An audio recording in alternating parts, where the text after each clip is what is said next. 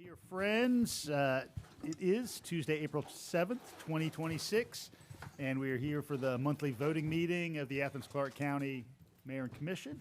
And I will begin by asking clerk to call roll for us. Here. Here. Taylor. Here. Wright.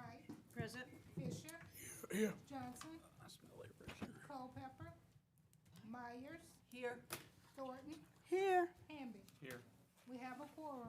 All right, thank you, Madam Clerk. I'll begin by citing our civility pledge that the Georgia Municipal Association has brought to us, and that indicates that the way we govern ourselves is often as important as the positions we take, that our collective decisions will be better when differing views have had the opportunity to be fully vetted and considered, that all people have the right to be treated with respect, courtesy, and openness, and that we value all input, and we commit to conduct ourselves at all times with civility and courtesy to each other.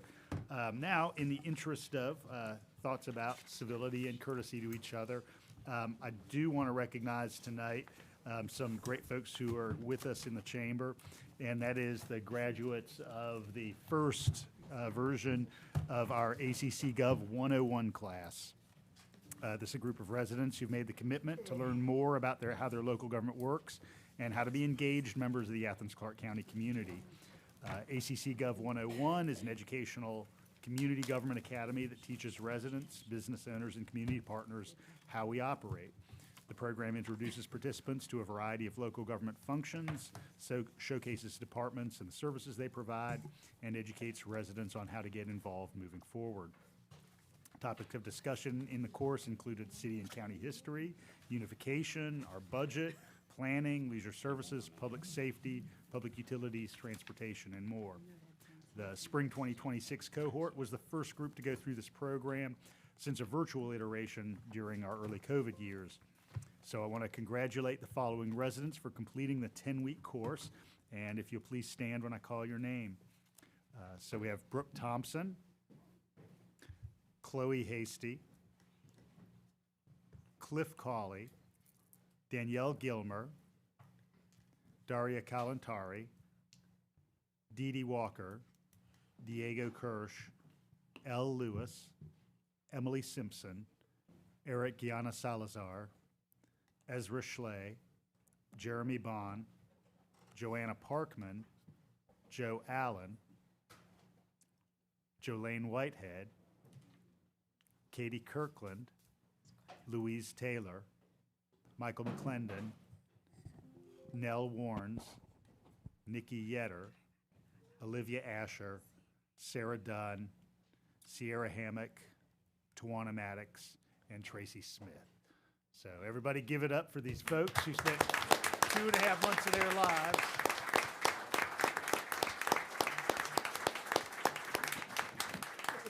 and I have it on good authority that the next iteration of this course is being planned as we sit here tonight. And so we will announce when we're accepting new applicants. And I hope some of the folks either in the room here tonight or who may be watching out there in the digital land are willing to apply for this because everybody who participated said that they learned a great deal. And so grateful for your time here tonight. All right, so we need to move. Those weeks went fast. They did go fast as they Y'all tend to probably these don't feel days. like they went fast, but they. Congrats. So first official business of tonight is to approve minutes of several meetings, including Tuesday, March 3rd, and non-voting meetings of Tuesday, March 10th, Tuesday, March 17th, and Tuesday, March 24th. Do I hear a motion for such minutes? So moved. All right. Got a motion from Commissioner Thornton and second from Commissioner Taylor. All in favor, please say aye. Aye. Any opposed? Hearing none, motion carries. Give all the participants a minute. I appreciate that. They started off quiet.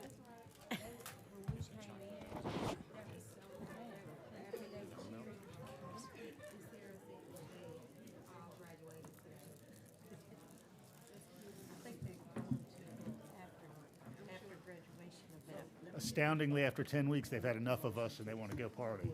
They haven't had enough of each other, though. That's right.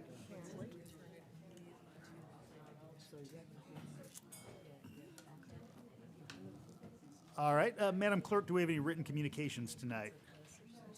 All right, thank you. All right, friends, we're going to have several opportunities for public input tonight. Terms of public input are going to be effectively the same for each opportunity, and you will have a 3-minute opportunity per meeting segment to speak. You see a light in front of the clerk. It will turn green when you begin speaking and provide your name and place of residence. It will turn yellow when you have, Is your mic on, she said? I can't tell from where I am. I don't know if tech folks are in the room. All right, Jeff, team, what you got? Anybody like to turn on the microphone? Because the red light is on up here. Can you hear me now?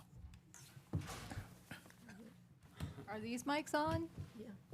Mine, can you hear me? All right, we got some of them on, some of them not so much. Some of them you keep off, Mayor.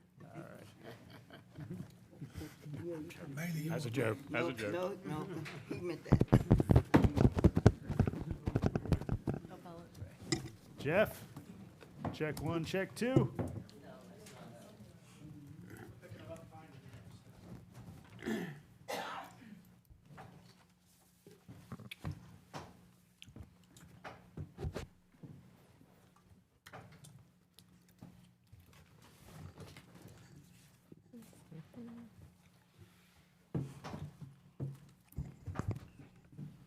Worst case scenario, I can occupy Commissioner Culpepper's seat for the evening.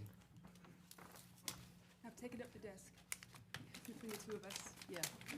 We can spread That- out. that- That's all right, I don't need much.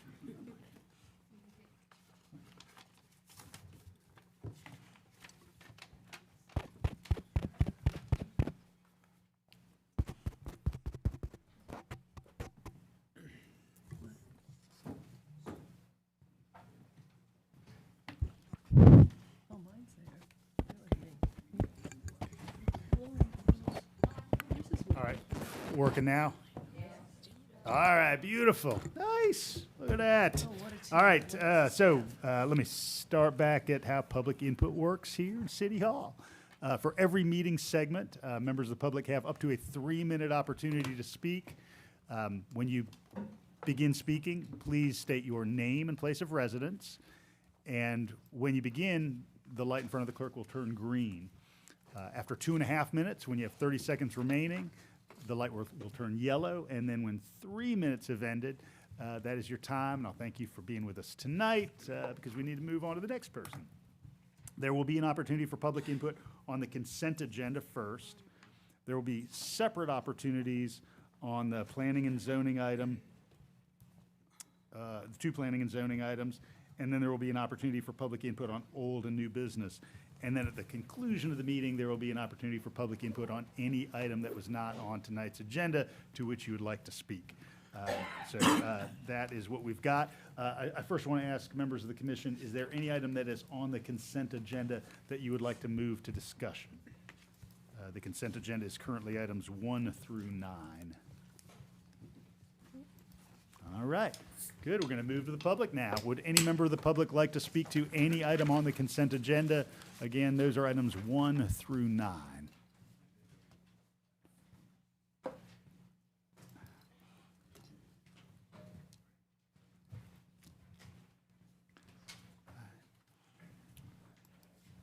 Again, just state your name and place of residence, and your time will begin. I'm not used to speaking on consent stuff. My name is Alan Jones, 195 Xavier Drive. Speaking on the Vision Zero item, and I just want to say first, thank you for adopting Vision Zero. From 2019 to 2024, Athens had 75 traffic fatalities and 341 serious injuries. This report says individuals walking and people bicycling made up 22% of that total. That's roughly 90 lives, about 15 a year. It names the roads which were the worst: Prince, Broad, South Millage, Cedar Shoals, Whit Davis, Danielsville, and downtown. And it mentions the public's top safety choices: sidewalks, shared use paths, separated bike lanes. So the data is here, the locations are here, the solutions are here. What remains is the spending. We don't ask whether people driving cars deserve lanes, pavements, signals, stripings, and protected intersections. We just call that infrastructure. But when the subject is people walking or people on bikes, suddenly safety becomes controversial, optional, debatable, or fiscally exotic. It's not exotic, it's basic government. So my request is simple. Please don't let Vision Zero become one of the fancy documents that gets admired briefly, filed away, and then left to collect dust while people keep getting killed on our roadways. Too often, the recent conversation behind the rail has focused on whether bikes are good or bad, or whether somebody is pro-bike or anti-bike. And it's seeping into the rhetoric of the upcoming election. What exactly is anyone anti-bike about? The seat, the handlebars, the little bell? Obviously, it's not the bike. It's the person on the bike. People on bikes too often get talked about as if they're some narrow or suspicious category, a certain kind of, to some, undesirable people. Let's see. We're residents, taxpayers, workers, kids, students, parents, retirees, and neighbors. Some are commuting, some are saving money, some are exercising, some are enjoying the city. None of us should have to prove our reason for riding is noble enough before you decide whether we deserve to be safe. Even if you don't personally ride, the question is simple. Do people who bike count? Do they deserve to get to their destination alive anywhere in ACC? Do I? And for those running for office who have chosen to fight for a status quo, cars first city, please stop using people who ride bikes as your political punching bag just because it lands well with people who don't ride. We may be a minority, but we vote too. Thank you, Mr. Jones. Is there anyone else here tonight to speak to any item on the consent agenda, which again are items 1 through 9? All right, seeing none, I'll ask the attorney to read the ordinances associated with the consent agenda. There are three ordinances for tonight's consent agenda, items 1, 2, and 3. Agenda item number 1, ordinance to amend the FY 2026 operating capital budget for Athens-Clarke County, Georgia, so as to provide grant funding if awarded from the National Trust for Historic Preservation, National Action Grant for the completion of a historic structure report for the Morton building and for other purposes. Agenda item number 2, an ordinance to amend the FY 2026 operating capital budget for Athens-Clarke County, Georgia, so as to provide funding for one additional position in the District Attorney's Office for an intergovernmental agreement between Oconee County and the Unified Government of Athens-Clarke County and for other purposes. Agenda item number 3, an ordinance to amend the FY 2026 annual operating capital budget for Athens-Clarke County, Georgia, so as to provide grant funding if awarded from the Prosecuting Attorneys Council of Georgia for continuation of one full-time position and associated expenses to support assistance to crime victims and for other purposes. Thank you, Attorney Drake. Who'd like to make a motion for approval of consent agenda? So moved. All right, I've got a motion from Commissioner Hamby and a second from Commissioner Taylor. All in favor, please say aye. Aye. Any opposed? Hearing none, motion carries. Thanks, everyone. All right, moving on to item number 10. This is a recommendation from the Planning Commission for approval of a rezoning and approval with conditions of a special use regarding 330 Old Hull Road. Is there any member of the public here to speak to that item?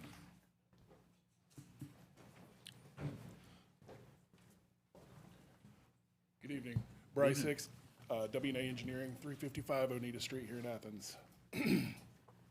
The request before you tonight is to remove the binding plans and conditions from a 2004 plan that never came to fruition and to approve special use for heavy industrial use due to the percentage of heavy truck traffic from the site, which, as we discussed at the agenda setting, is more of a technicality really than an indication of the severity of the use.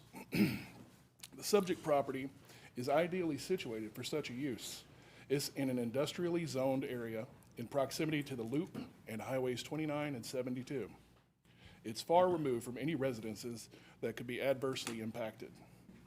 And the plan retains large wooded buffers around the mobile batch plants.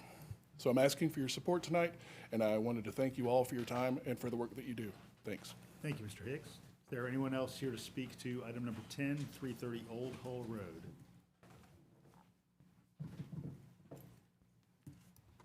All right, seeing none, we'll come for discussion, and I'll have Attorney Drake read the ordinance as we begin. Yeah, there's two ordinances, Mr. Mayor. There's a rezone and also then a special use approval. the rezoning. An ordinance to amend the Code of Athens-Clarke County, Georgia, with respect to rezoning one parcel of land comprising approximately 10.147 acres located at 330 Old Hole Road from industrial with conditions to industrial and for other purposes. Special use ordinance. An ordinance to amend the Code of Athens-Clarke County, Georgia, with respect to special use approval in the industrial district for one parcel of land located at 330 Old Hole Road and for other purposes. Attorney Drake, would you prefer we take this in 2 votes? Yeah, I would, yes, sir. All right. Would anyone like to make a motion regarding the rezoning? I so moved. All right, got a motion from Commissioner Thornton. Is there a second? Second. I've got a second from Commissioner Taylor. Commissioner Thornton, any remarks? No, this is fine for that area. Commissioner Taylor, any follow-up? No, I was looking at the actual area, and so I think it'll be a great place to put a business because to Alan's point, there's been a lot of accidents like at the end of that road, like people going out into 29, and so to have something right there will give some sort of presence to slow down or to be mindful that you're going out on 29. So, yeah. Thank you. Any other remarks? All right, we've read the ordinance already. We've got a motion from Commissioner Thornton, a second from Commissioner Taylor. All in favor of the rezoning, please say aye. Aye. Any opposed? All right, do I hear a motion, Commissioner Thornton, regarding the special use? No, I'm in favor. I have no remarks, All right, but I so moved. motion supporting special use from Commissioner Yes. Thornton. Is there a second? Second. All right, got a second from Commissioner Fisher. Anything further, Commissioner Fisher? Anything else from the body? All in favor, please say aye. Aye. Any opposed? All right, hearing none, motion carries. All right, moving on to item 11. This is a public hearing and deliberation regarding the Fairhaven Tuberculosis Sanitarium Local Historic Landmark Designation. Is there any member of the public who would like to speak to the historic designation for this property?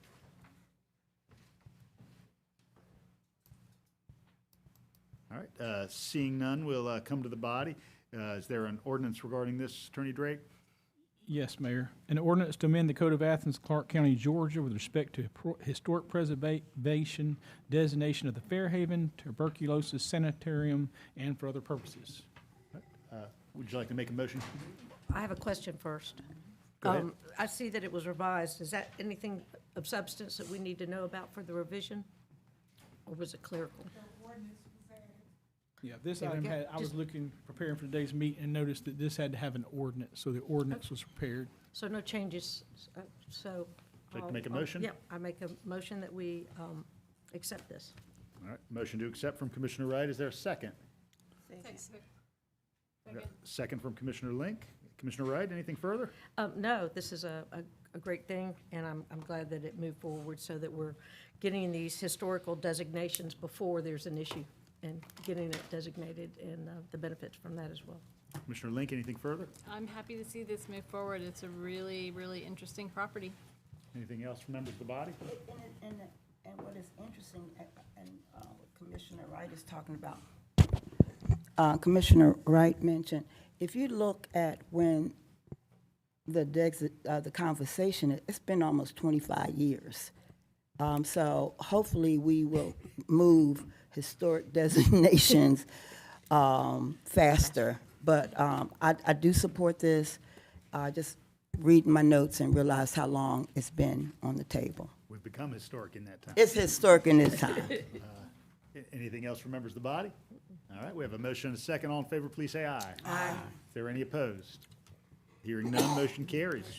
All right, now is that time for public input on old and new business. So that's items 12 through 19. If any member of the public would like to speak to 12 through 19, you can go ahead and line up at the podium at this point. And again, as you speak, just let us know your name, place of residence, and the item to which you're speaking. Good evening. Commissioners, my name is Tawana Smith Maddox, born and raised on Puritan Road. I stand here today on behalf of residents who have spent months doing the work, meeting, researching, organizing, and listening. I thank the Athens Land Trust Advisory Board, Mr. Willie Thomas, who is the chair, Laura Iyer, Southern Sustainability Institute, Denise Horton, and Olivia Asher, UGA PhD student and volunteer for the Science of Georgia, along with our commissioners who have stood with us, Commissioner Myers, Link, Thornton, Davenport, and Taylor. We have provided to you a document, a proposed ordinance that is reflective of our voices. And what we have developed and submitted is not speculation, is not fear. It is a community-informed policy. We're asking you to ensure what we submitted as part of the final ordinance to review and our reflections as the community. At the core of everything we heard through all of our meetings, equity and transparency is what came up. From that, we provided 10 clear community demands. First, equity. We are saying no clustering of data centers in our neighborhood, no exploitation of Black, brown, low-income, and working-class communities, no draining of our water, our power, or our air quality for corporate gain. We are demanding legal binding community benefits agreement that actually invest in the people most impacted. 100% non-polluting renewable energy, not offsets, not promises, real local energy. Strict limits on water use so our residents are never competing with machines for basic resources. And clear protections so that in time of crisis, heat, drought, outages, people come first, not data centers. Not by right approvals, not now, not ever. Every project going through full public review, which we appreciate that from the last time. We are demanding a formal community oversight board with residents at the table, not after decisions are made, but throughout the life of these projects, and full transparencies, no NDAs, no hidden ownerships, nor secrets. Real energy and water reporting and annual compliance reports. We want to be clear, we're not anti-growth, we're not anti-technology, we are pro-community, and what we're saying loud and clear is no more data centers in our backyards, no more placing the burden on Black and brown communities, and no more sacrificing working families for industrial expansions. Not now, not ever. Please, Commission, work for us, the community. Thank you. Thank you, Dr. Maddox. All right. Yes, ma'am. Good evening. All right, hello everyone. I'm Olivia Asher. I live at 105 College Station Road, and I'm here to comment also on agenda item number 14. So the people listening here, most of us are familiar with the data center ordinance at this time and the good progress that's already been made on this. And I just want to point out a couple things similar to what Dr. T talked about that could be used to improve this ordinance. So one thing that I would really like to see is energy use reporting as a requirement for data centers. In Georgia, Lumpkin County has independent energy use reporting as part of their data center ordinance, so I would like to see that here as well. In addition, I would like to make sure there are no NDAs, and that's specified in the ordinance, and that there are rules to prevent clustering of data centers so a bunch of small ones do not negatively impact the same area. I would like there to be language that specifies that a community benefit agreement will be considered as part of a data center process. And I would like documentation that shows that the data center proposed fits in with the 100% clean and renewable energy plan for Athens and can abide by the goals of that plan. And I would like it to be clear about resource priority for data centers. So for example, if we're in a drought or another natural disaster, who gets the resources, the data center or the hospital? I want that to be clear. And in addition, I think to further this process, having a community oversight board would be highly beneficial and would help make sure that this continues to be transparent and goes forward smoothly. So that's my comment for today. Thanks so much. Thank you, Ms. Asher. Good evening. Hey, how's it going, y'all?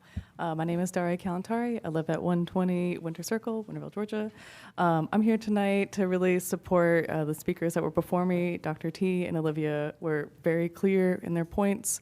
And I really just wanted to emphasize that I support everything that they brought forward and the work that they're doing. They're extremely knowledgeable in this, and I just full-heartedly support them. And would also really like to emphasize the energy use reporting. I think that's a very, very important point. So that's all I have to say right now. Thank you. Thank you, Ms. Kalantari. Good evening. Evening. I would also like to speak on Amendment 14, but I would like to propose an indefinite moratorium on all data centers due to the recorded harmful effects of data centers, including light pollution, air pollution from natural gases, and infrasonic sound pollution, which has been shown to cause physical harm to humans, including cardiovascular problems, insomnia, anxiety, and depression. They also consume massive amounts of water every day. A small data center can use 18,000 gallons of water in a day, and Google's mega data centers can consume over 500,000 gallons in a single day.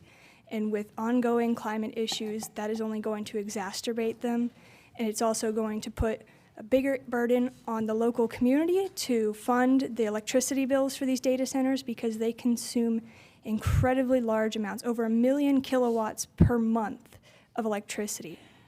And so I feel like there would be no benefit to the residents of Athens if a data center were to be built in Athens. Just need your name and place of residence for the record. Danielle Kramer, Brown Hall, Fox Road. Thank you, Danielle.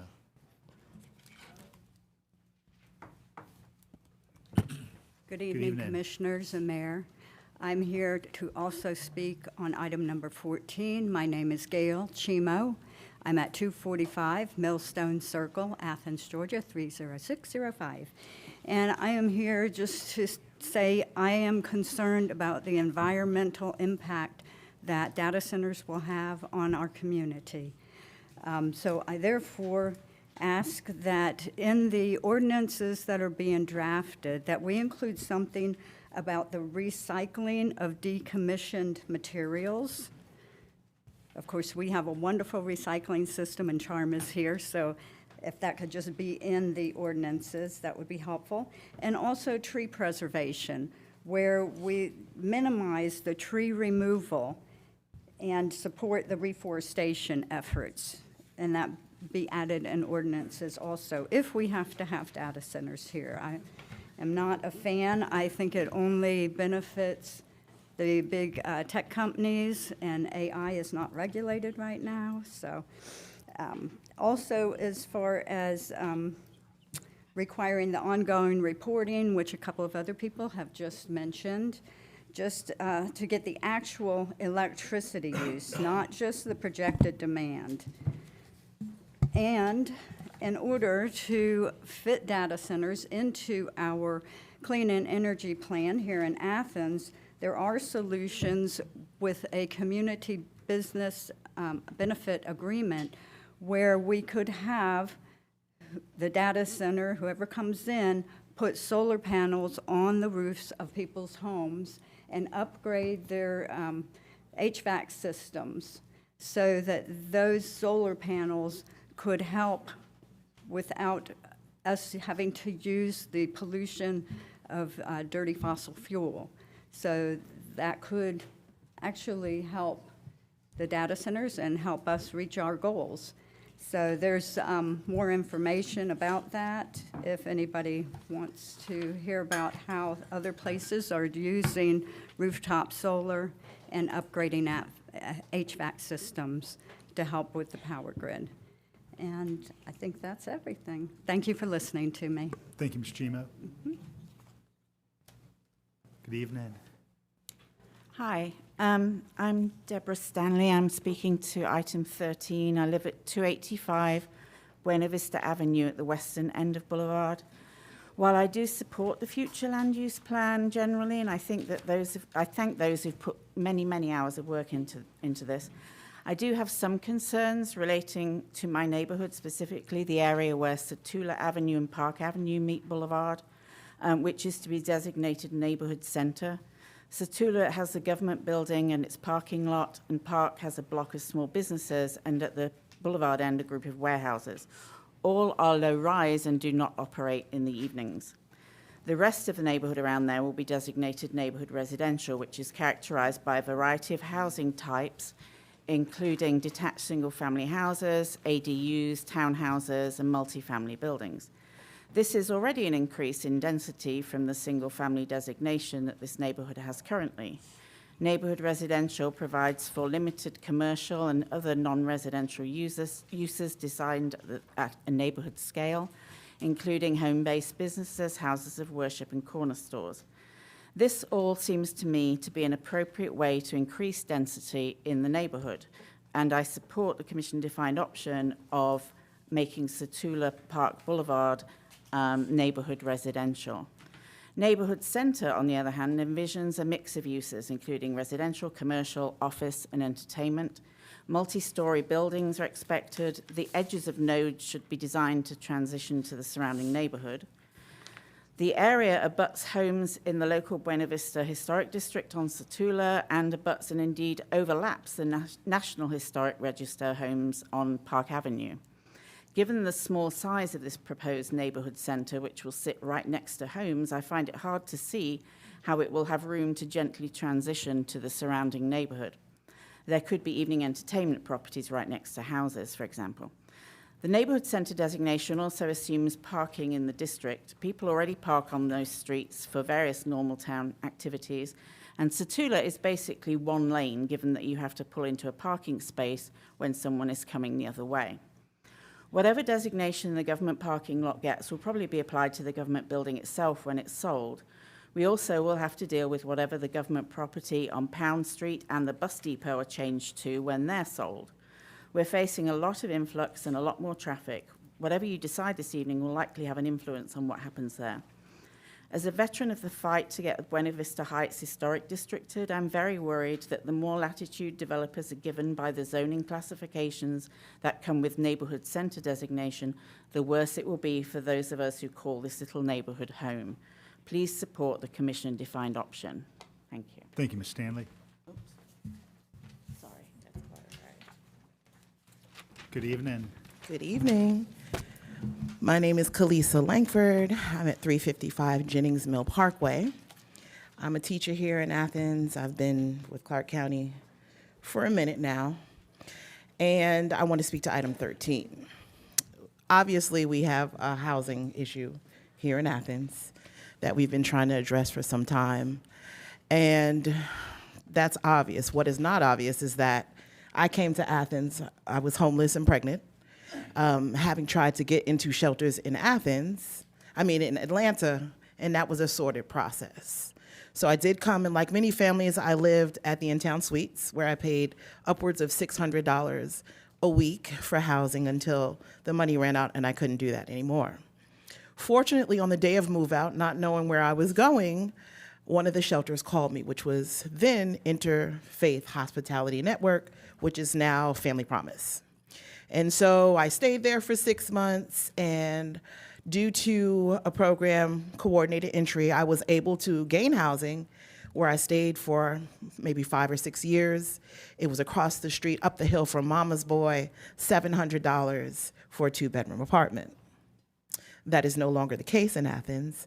And I've seen lots of trees go down, and I've seen lots of housing go up, none of which, even on a teacher's salary, I could even be considered for, because in order to keep housing, you have to keep paying your rent on time. And that means sometimes other things go by the wayside.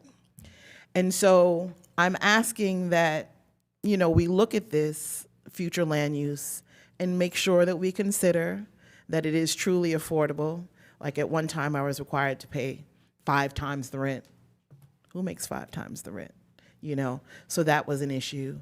And the affordable housing issue, I would like to see it on the agenda as much as we possibly can and give voice to that specific item. But as we're looking in the future for land use, I would just ask that we consider not even the little people, because, I don't make, peanuts. I make pretty good money as a teacher, but it's still not enough. So if it's not enough for me, someone that is working 2 or 3 jobs part-time with 3 children, then how do they make that? So as we look to the future, I just ask that we consider everyone in this picture, because the students are well housed. The students are really well housed, but the residents are not. Thank you. Thank you, Ms. Langford. All right, take one of these. I'm gonna step out the way. Thank you. Good evening. Good evening, John Craven Morris. I live on Willow Run. Before I start, if you don't remember anything I say, I want to just highlight what Kalisa said, because I think she put everything very well. Thank you for sharing your story. Thank you for sharing your experience. And I want to remember all the people that do not have the privilege to come to City Hall on a Tuesday and share their struggles with housing. Thank you, commissioners and mayor, for those of you that have supported and are continuing to support the development of more housing in Athens. I'm here to speak on item 13, the future land use plan map, and want to highlight that it is really only changing about 7% or less of zoning categories, and it doesn't actually change zoning. It's just a guide for future development purposes. I've heard infrastructure be cited as a very reasonable reason to slow development. We need the sewage infrastructure, we need the infrastructure. So my hope is that with the approval of this future land use plan map, our county will have the guidance, the direction of where we want to be making infrastructure investments over the next 20 years so that we can see the housing that we need built and constructed here in Athens. You guys know I work in homelessness. I believe that homelessness is a housing problem, and I believe the data shows that. Data looking at cities and homelessness per capita variation rates from city to city show that cities that have high housing demand and low housing supply elasticity are the cities that are doing the worst on homelessness. So when you look at cities, housing demand is their housing price, how much is the rent skyrocketing, housing supply elasticity is how quickly can we build more housing when we need it. I think we all can agree that we need more housing here in Athens to meet the need. I looked at Athens Homeless Coalition's website on their Athens Coordinated Entry Data Dashboard. There are currently 437 households who have completed a survey with a homeless service provider requesting housing assistance who are currently experiencing homelessness in our county. You can find that data live on Athens Homeless Coalition's website at any time. That's 744 people in 437 households seeking housing assistance in the last 6 months that we are not able to help, who are living outside right now. That data changes every day because it's updated every 15 minutes when new surveys are done. 184 of those people reported they had been homeless for more than 12 months in the last 3 years. That is insane, y'all. That is insane. We need to get people off our streets. I believe that the future land use plan can help guide future housing development to improve that. I also believe that there are pushes by AADM, by other organizations in Athens for the GET committee, for other housing legislation that can support increased housing development. So I thank you for the hard work. I thank the county for its hard work over the last couple years in developing this future land use map. Also, I'm against data centers. Also, I get together with people on the second Wednesday of every month to talk about homelessness and what we can do together to end homelessness as a community. Second Wednesday is tomorrow. We'll be at Foxglove at 5 p.m. Thank you for your time. Thank you, Mr. Morris. Good evening. Good evening, Mayor and Commission. My name is Nene Onyaha Clayton of Barrow Street, Athens, Georgia. And I would like to speak on item number 13, proposed 2045 future land use map update. Before I do that, I'd like to underscore everything my predecessor said.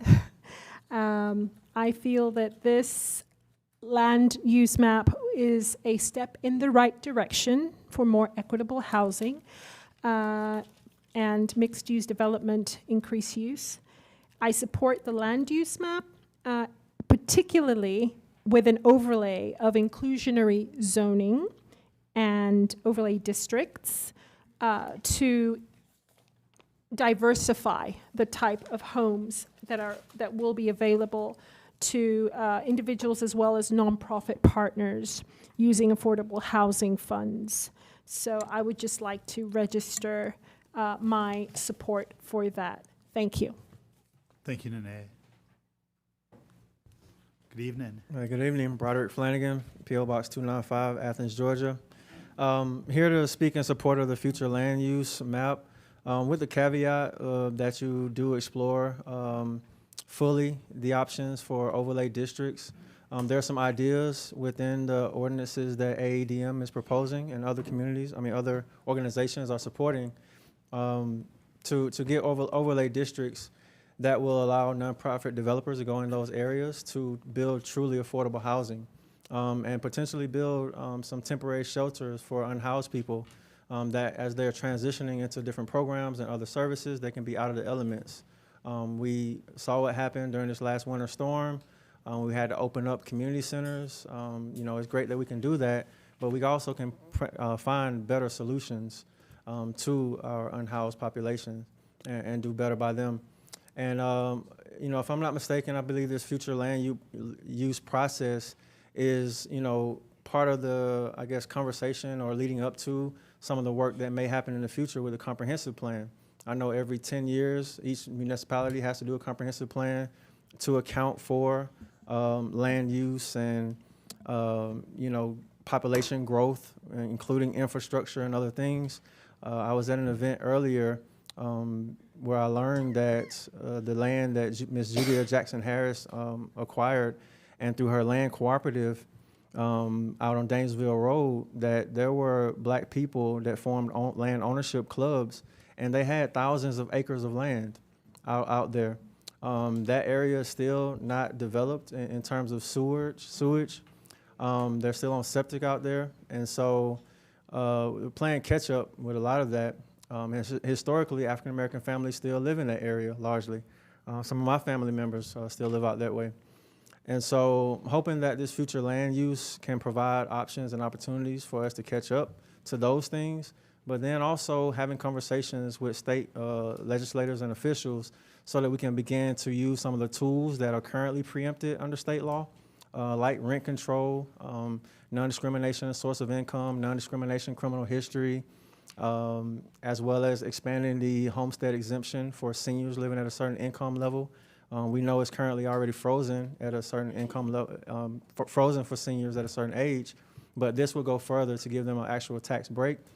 And yeah, I hope we continue to have communication with you all throughout this process so we can get some of these things actually done.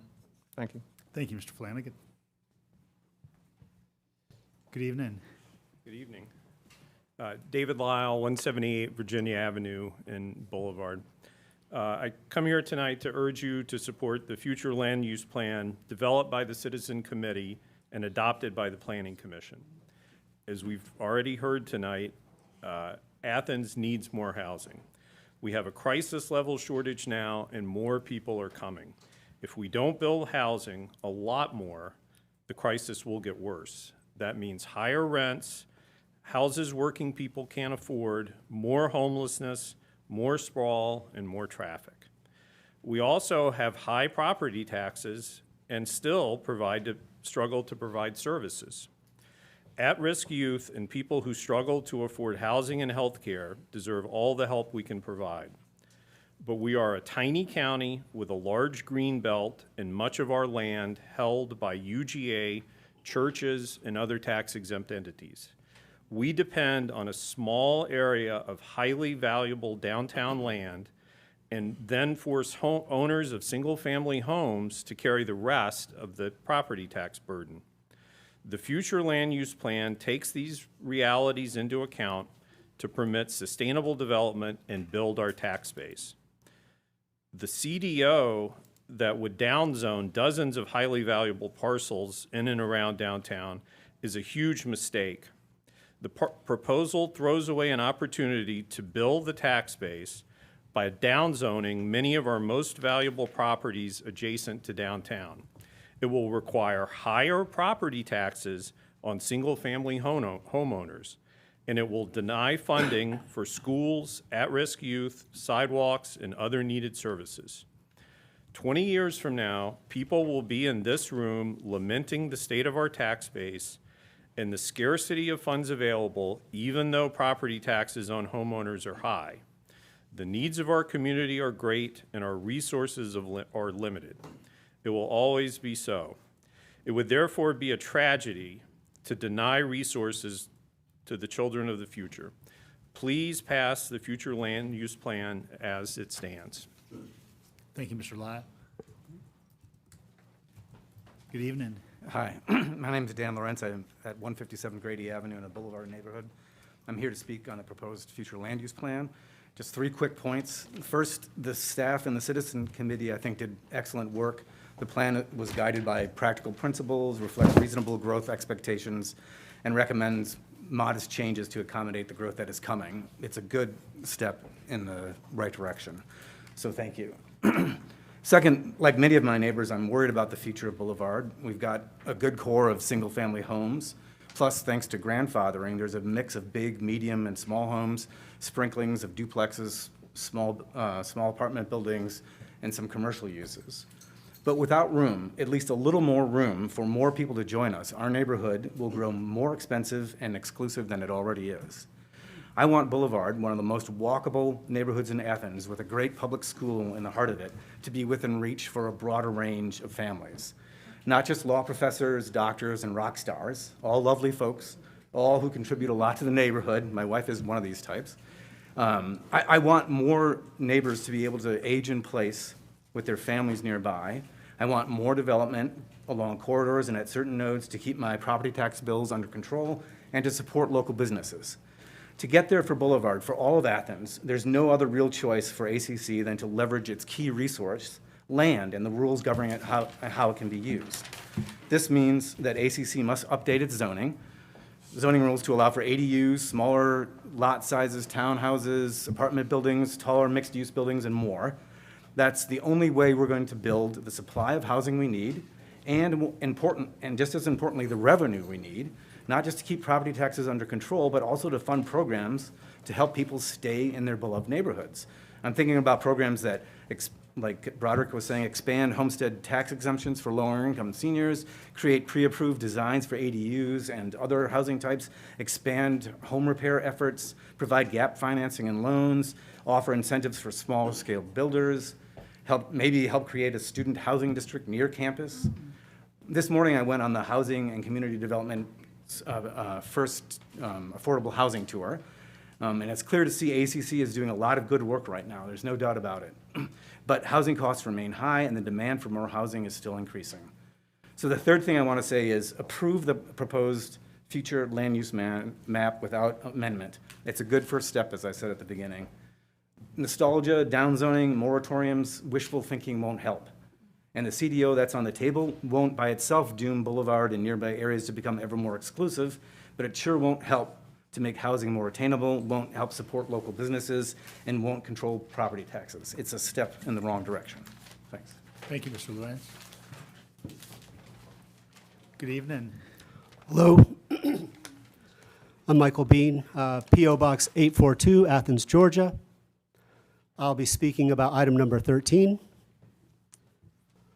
I am the current executive director of the Athens Homeless Coalition, and I want to speak in the aspect of housing and affordable housing as it applies to the future land use map. First, I want to thank this body for the work that you've put into the future land use map, but also into the affordable housing strategic plan. I think it's a step in the right direction, and it definitely has identified the need for innovative, bold, evidence-based, proven strategies to improve affordable housing, improve access to deeply affordable housing, and reduce and prevent homelessness. I'm sure most of you are aware that the main influx of people who are experiencing homelessness are due to inability to pay rising rent and other expenses, including childcare and healthcare, in the context of stagnant wages. So I encourage you to continue your work and your accomplishments in affordable housing, deeply affordable housing, and also permanent supportive housing as solutions to prevent and reduce homelessness. Thank you. Thank you, Mr. Bean. Good evening. Good evening. I'm Bertus Downs. I live at 738 Cobb Street. I'm going to take a risk tonight, which is not just read what I wrote that times out to exactly 3 minutes. So that's a risk. I've already wasted like 5 seconds. But I am going to just try to talk to you all about what's on my mind tonight. I always come to these meetings ever since my law school days when I was worried about a huge radio tower on Prince Avenue and then downtown drive-through windows of fast food chains being proposed in 78, 79, something like that. I always find I come to these meetings thinking I'm interested in one thing. Tonight, we're all somewhere else as well, because there are a lot of things going on tonight that aren't right here in this room. But what we're doing tonight in this room's important too. But I hear people talking, and I hear the stories, the BHL teacher, and obviously we all think about affordable housing. It's something that affects all of us, and it's a really important part of how our little tiny county grows, and how it's infected by these macro forces well beyond your control or any of us citizens. But I also know how hard, I imagine how hard it is to serve in your role of what you do, and the pressures you're under, all trying to do the right thing and to balance these competing interests that seem to be never-ending. My main reasons I've ever come to a town meeting, a city council meeting in the olden days, or the county commission meeting now, or the school board meeting, are two main things that I've always focused on. The specialness of place that is Athens, Georgia. That makes us different than pretty much any other town. The combination of things we have. We're not a suburb of Atlanta. We're too far away, and thank goodness. And there isn't a good road between here and there. That's debatable whether that's a good thing or not. But we also have the university, which is often a blessing, sometimes, certainly in the terms of the tax base and some of the stewardship issues, a bit of a curse. But we also have these multiple in-town neighborhoods that have been discussed all around our town, with various options for living, renting, owning, working. And then the other issue that I've always, I'm now kind of reading again, or trying to adapt it, still got the green light, okay, is the CCSD, which faces so many challenges beyond the schoolhouse. But year after year, I would put our senior class up against any other school or district's senior class. We're going to beat them every time. That just seems to happen, thanks to teachers like the one from BHL who just spoke to us, and the kids that go on to Clark or Cedar. It's amazing what we get accomplished in our school district with as many challenges as we have. About the future land use plan, I think that the citizen-designed, commissioner-designed option is the way to go. From everything I know, which isn't nearly as much as y'all do, and I'm not nearly as technical, my brain doesn't work that way, but I'm assured by people who understand the technical aspects of it better than me that within the broad categories like minor, have I got a red light already? Thank you, Mr. Downs. Appreciate it. I just read it. I'll put it in a letter. Just be aware of the zoning aspects. Even if it's in the plan, it's still 2 to 5. That's a lot of discretion. Stories, that is. Okay, bye. Thank you. Good evening. How are you doing? Good evening, everyone. I'm doing all right. My name is Ether Sachdeva. I live at 425 Riverbend Parkway, and today I'm here to speak about agenda item number 14 on data centers as an ecologist. As I'm sure most of you know, we are in the midst of an environmental polycrisis, as a lot of experts say. This means we have an energy crisis, a land crisis, a pollution crisis, and an equity crisis on our hands. And this is something the entire globe is facing at this moment. In Athens-Clarke County, this issue manifests a lot in terms of equity issues and the impending idea of building a data center here. As I'm sure you're aware, data centers use a lot of energy and water. And at a time when gas prices are nearing $4 per gallon, and the ACC government hasn't yet followed through on their renewable energy plan, we are preparing to build a data center that relies on these unstable energy sources that aren't renewable, are subject to the whims of the market, and don't really have a basis that we can rely on, unlike solar or wind. Additionally, data centers need land. We are currently discussing a land use plan for Athens right now in item 13. Because we aren't using the land that we have wisely, our residents can't even find affordable housing, and I think building a data center is incredibly wasteful with the circumstances that our county faces in mind. Data centers also emit contaminants such as nitrogen oxides, methanes, volatile organic compounds, and fine particulate matter, which are known to cause cancer and other diseases, especially in the lungs. I'm sure none of us want that stuff around us, but oftentimes these problems come with a price tag for the people of Athens. Those who can afford it will be fine for the most part, and the data center will end up impacting the most disenfranchised people in Athens-Clarke County. These are your low-income neighborhoods. These are our homeless neighbors. These are the people who can't afford health care or are living on food stamps. And as a city government, we have a responsibility to protect those people as well as the ones who can afford to move away. So I ask you again, what will it be? 200 outsourced jobs and, supporting generative AI, which, is eventually the bubble is going to pop and is going to end up being completely useless? Or the health of our community, the people who actually put in the work here every single day, the people who make Athens what it is and make Athens such a special place. So I thank you for your time, and I hope you seriously consider the environmental implications of the data center and how that will affect our community. Thank you. Thank you, Ms. Shashveva. Good evening. Hello.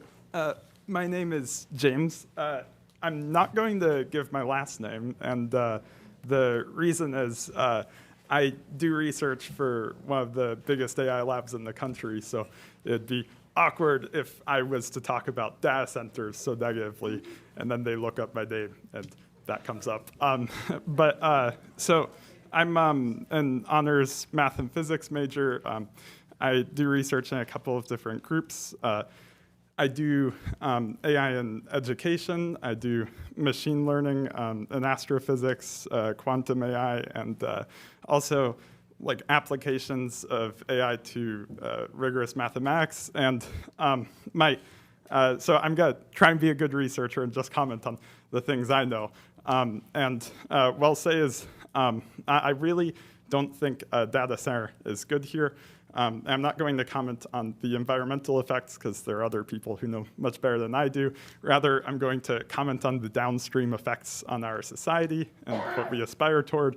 And the things I know are, one, it's like it has a good impact on education in some ways, but there are also a lot of malignant side effects, so much so that I don't really think it's worth it. Pushing for more data centers and even more use in AI. Also, like the current state of AI, it's just kind of limited. It can't really grow as is from what I see. I mean, I might be wrong. The problem is AI researchers, everyone has a different opinion. No one knows because it's really confusing. But as far as this data center, I don't feel good about it, like a data center going up in Athens, just because I think it'd have a lot of maladaptive effects. And if we can do our part, that'd be good. Yep.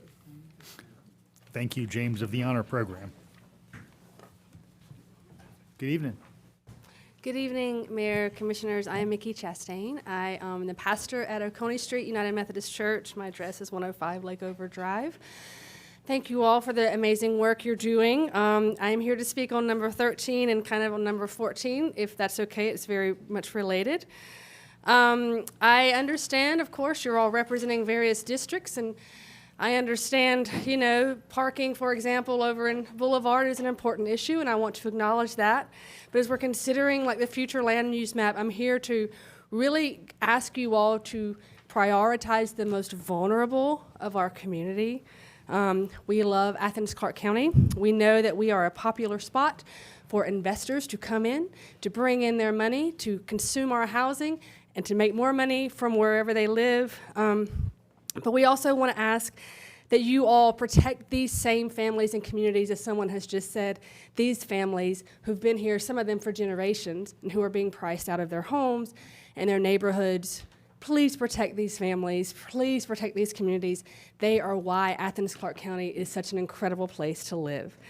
We ask that as a part of this, with a housing issue, that you not continue to just have more housing, but let's do housing well. like some of the ideas that have been presented here, including this overlay district so that local nonprofit groups, people who live here, can dictate how the housing is built. They can dictate the needs of their own communities. They can speak those needs. They live here.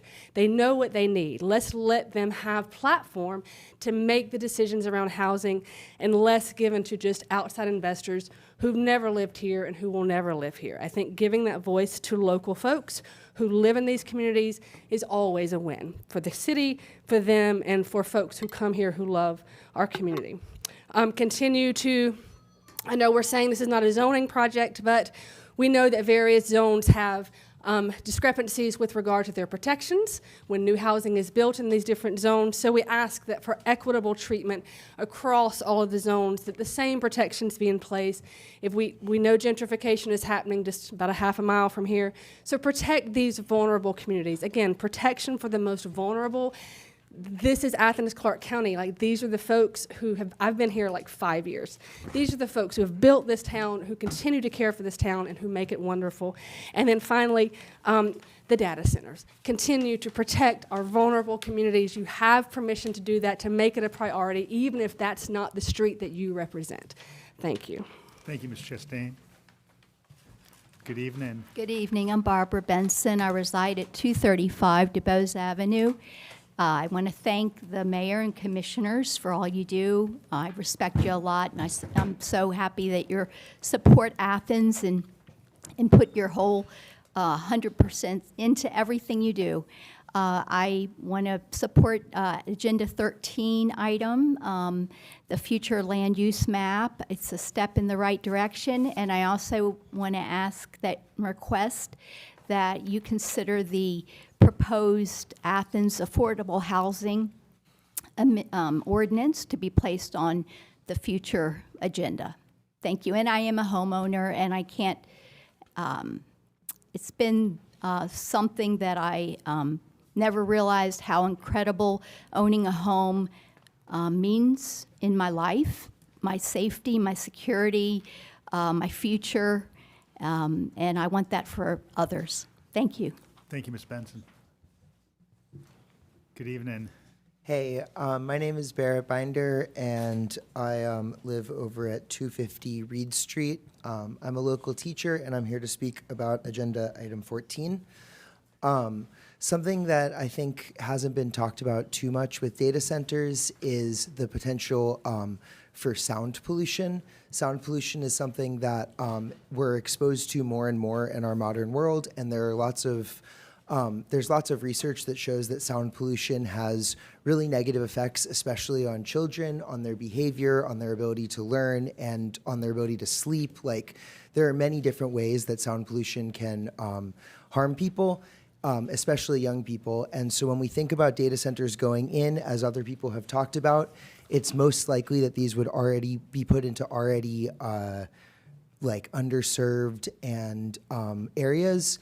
And then we're adding even another source for these people to potentially have to fight through to try to have the same life as everyone else. So I think that in general, data centers are a bad idea because of many reasons, but one of the reasons that I haven't heard talked about yet is sound pollution. Thank you, Mr. Binder. Good evening. Good evening, Mayor, Commissioners. I want to thank everybody for being here and for the work that you all do. I appreciate it. I live at 725 Pine Forest Drive in Forest Heights, Athens, Georgia, and I am here to speak about the future land use plan. I want to express my strong support for the vitally needed changes proposed in this plan. The future land use plan presents a forward-looking vision for a path of responsible and sustainable growth for Athens. This plan was created with significant input from the people of Athens and plans for this growth while respecting the communities who are already here. I think any plans to change what is currently before us that has been worked on by a lot of really hardworking folks in this community to bring forth, I think it should stay as is. I think any type of downzoning is just not great for Athens as a whole. Again, thank everybody for their time, and thank you for all the folks that put in all the work for the future land use plan. Danielle, give us your name for the record.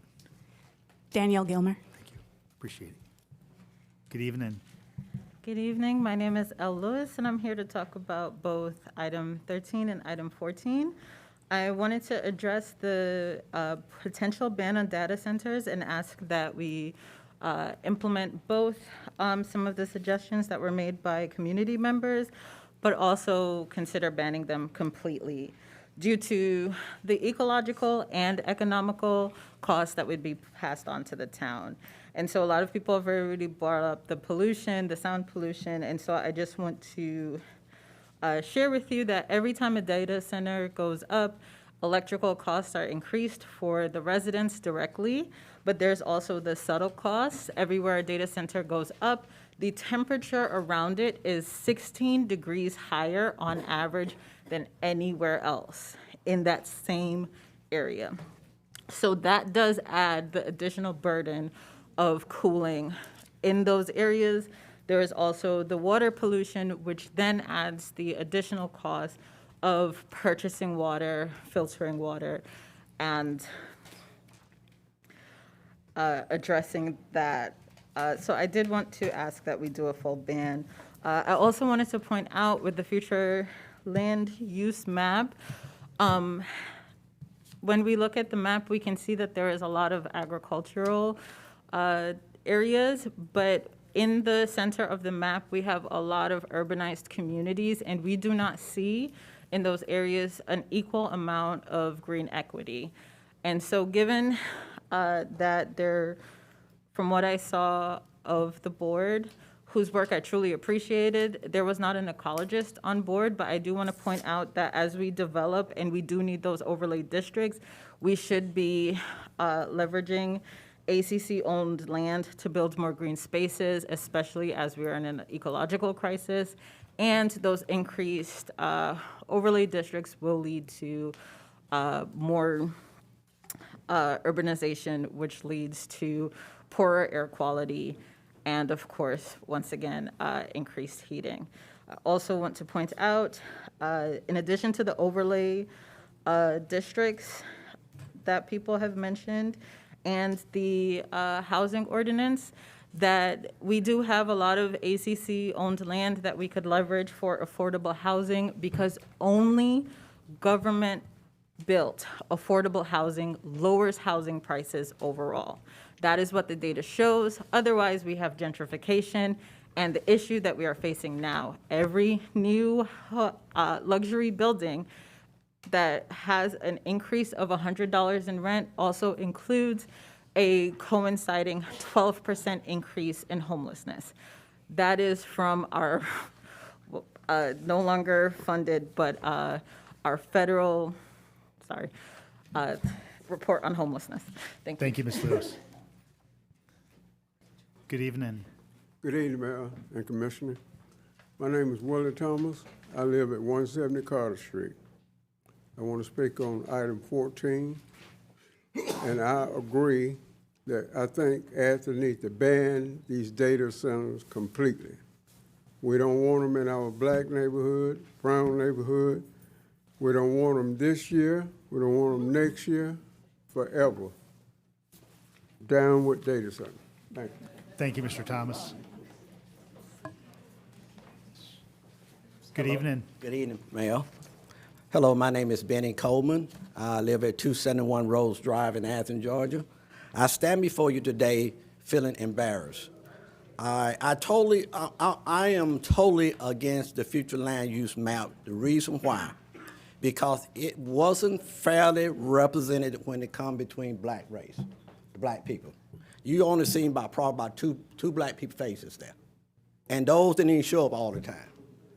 And manufactured home was deliberately left out for some reason where it could be considered for affordable homes. Manufactured home is for low-income people who are just getting started. And we talk about being unified. The future land use map is not unified. It's totally not unified, because the type of people that was chosen to be on that board, I was never recontacted. I left my name. I specifically said, call me and let me know. Will you all cancel this future land use map until we get a fairly equal representation here? I didn't get anything. Now here we are here today, at the end, almost, and we're still not represented. And I apologize for my people not showing up. It's our fault. It's the black people's fault. We did not ask to be on that board. We did not show up when we was asked to get on that board. Now we want to cry. I said it is not fairly, legally, morally, or nothing represented for the community. And I'm totally against it as it stands today. Thank you. Thank you, Mr. Coleman. Good evening.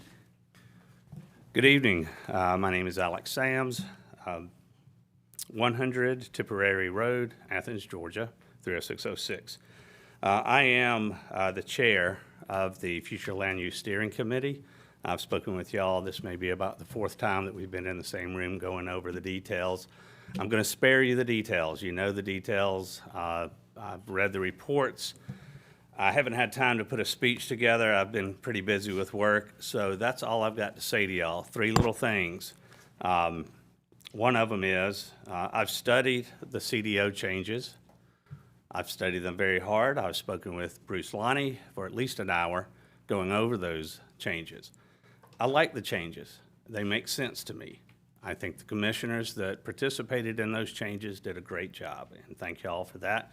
You are listening to your people in your community, and you're bringing that forward. Also, I'll thank those that didn't make any changes, because no one got, that I could tell, on the stump and made this a political issue, and that was important to me. I did not want this to fall into, look what I can do for people, when it wasn't necessary. We must be going on about the 3rd or 4th year since the very beginning of the planning prior to the steering committee was put together, and I know the steering committee has spent about 2 years on this, and we've done a lot of work. But I like the changes, the CDO that was brought forth. I think they're fine. I would encourage y'all to go forward with this if that's what y'all see needs to be done. And I'll just also say, and I said this many times in the meetings that we had, the map that we deliver to y'all, or the map that we delivered, and the map that we delivered to the Planning Commission is going to change. It won't be exactly the same map that we brought, because until the elected officials, until y'all look at it and make it part of what y'all see that your people need in your community and in your district, it's not the people's map. So y'all have made some changes, and now I'm satisfied this is the people's map. Thank you. Thank you, Mr. Sams. Good evening. Good evening. My name is Willa Fambro, and I live in East Athens, and this is not the people's map. What I see on that map, you have gentrified or about to gentrify our community in inner East Athens. I do not think that is right. I think you all should go back, make preparations to save our community. A lot of our streets are already gentrified. We love our community. We're trying to hang in here in our community. We have so many elderly people and so many marginalized people and so many people that are poor. Why do you all continue to put these burdens on our neighborhoods, on us? We are struggling over there. You guys aren't doing anything for us, and that is the gospel. I appreciate you letting me talk, and y'all need to have a come to Jesus moment. Thank you, Ms. Fambro. Is there anyone else here to speak to any item of old or new business tonight before commission takes action? Good evening. Good evening, Mr. Mayor and Commissioners. I'm Kent Middleton. I live at 195 Clyde Road in District 8, and I served on the steering committee. I thank the mayor and the commission and the planning department for creating a future land use process that included considerable public input. And I thank Alex Sams, our chairman, for insisting that all points of view be considered. I support the future land use map with its commission-defined options. With a lot of close attention and hard work, the map, with its CDOs, will allow citizens, planners, developers, and the mayor and commission itself to accommodate moderate growth while maintaining neighborhood scale that is not dominated by automobiles. I appreciate the language in the land use designations anticipating mid-level intensity, development with a cohesive character, compatibility with surrounding neighborhoods, places where people can live, work, play, and shop, and be connected not only by car and bus, but also by foot and bicycle. The future land use map and its amendments suggest that parks and open spaces, sidewalks and bike paths are not solely the providence of Parks and Recreation, but also might be expected in plans for higher density projects along the corridors where most growth is anticipated. Reducing distances between home, work, dining, schools, and shopping is one of the principles of the future land use map. Reducing distances requires reducing dependence on the automobile in those denser developments, if those developments are to be safe, well-connected, and pleasant places to live, shop, attend school, and work. Commissioner Myers has reminded us that a future land use map is not zoning. If citizens do not want larger, more commercial developments in their areas, they can oppose zoning changes that would allow higher density, and they can oppose individual projects, as we have done successfully several times on the east side. On a more affirmative note, the land use designations in the proposed future land use map provide Clarke County citizens the language and the government imprimatur to seek coherent design, neighborhood compatibility, and diverse forms of transportation as the county accommodates 30,000 more residents.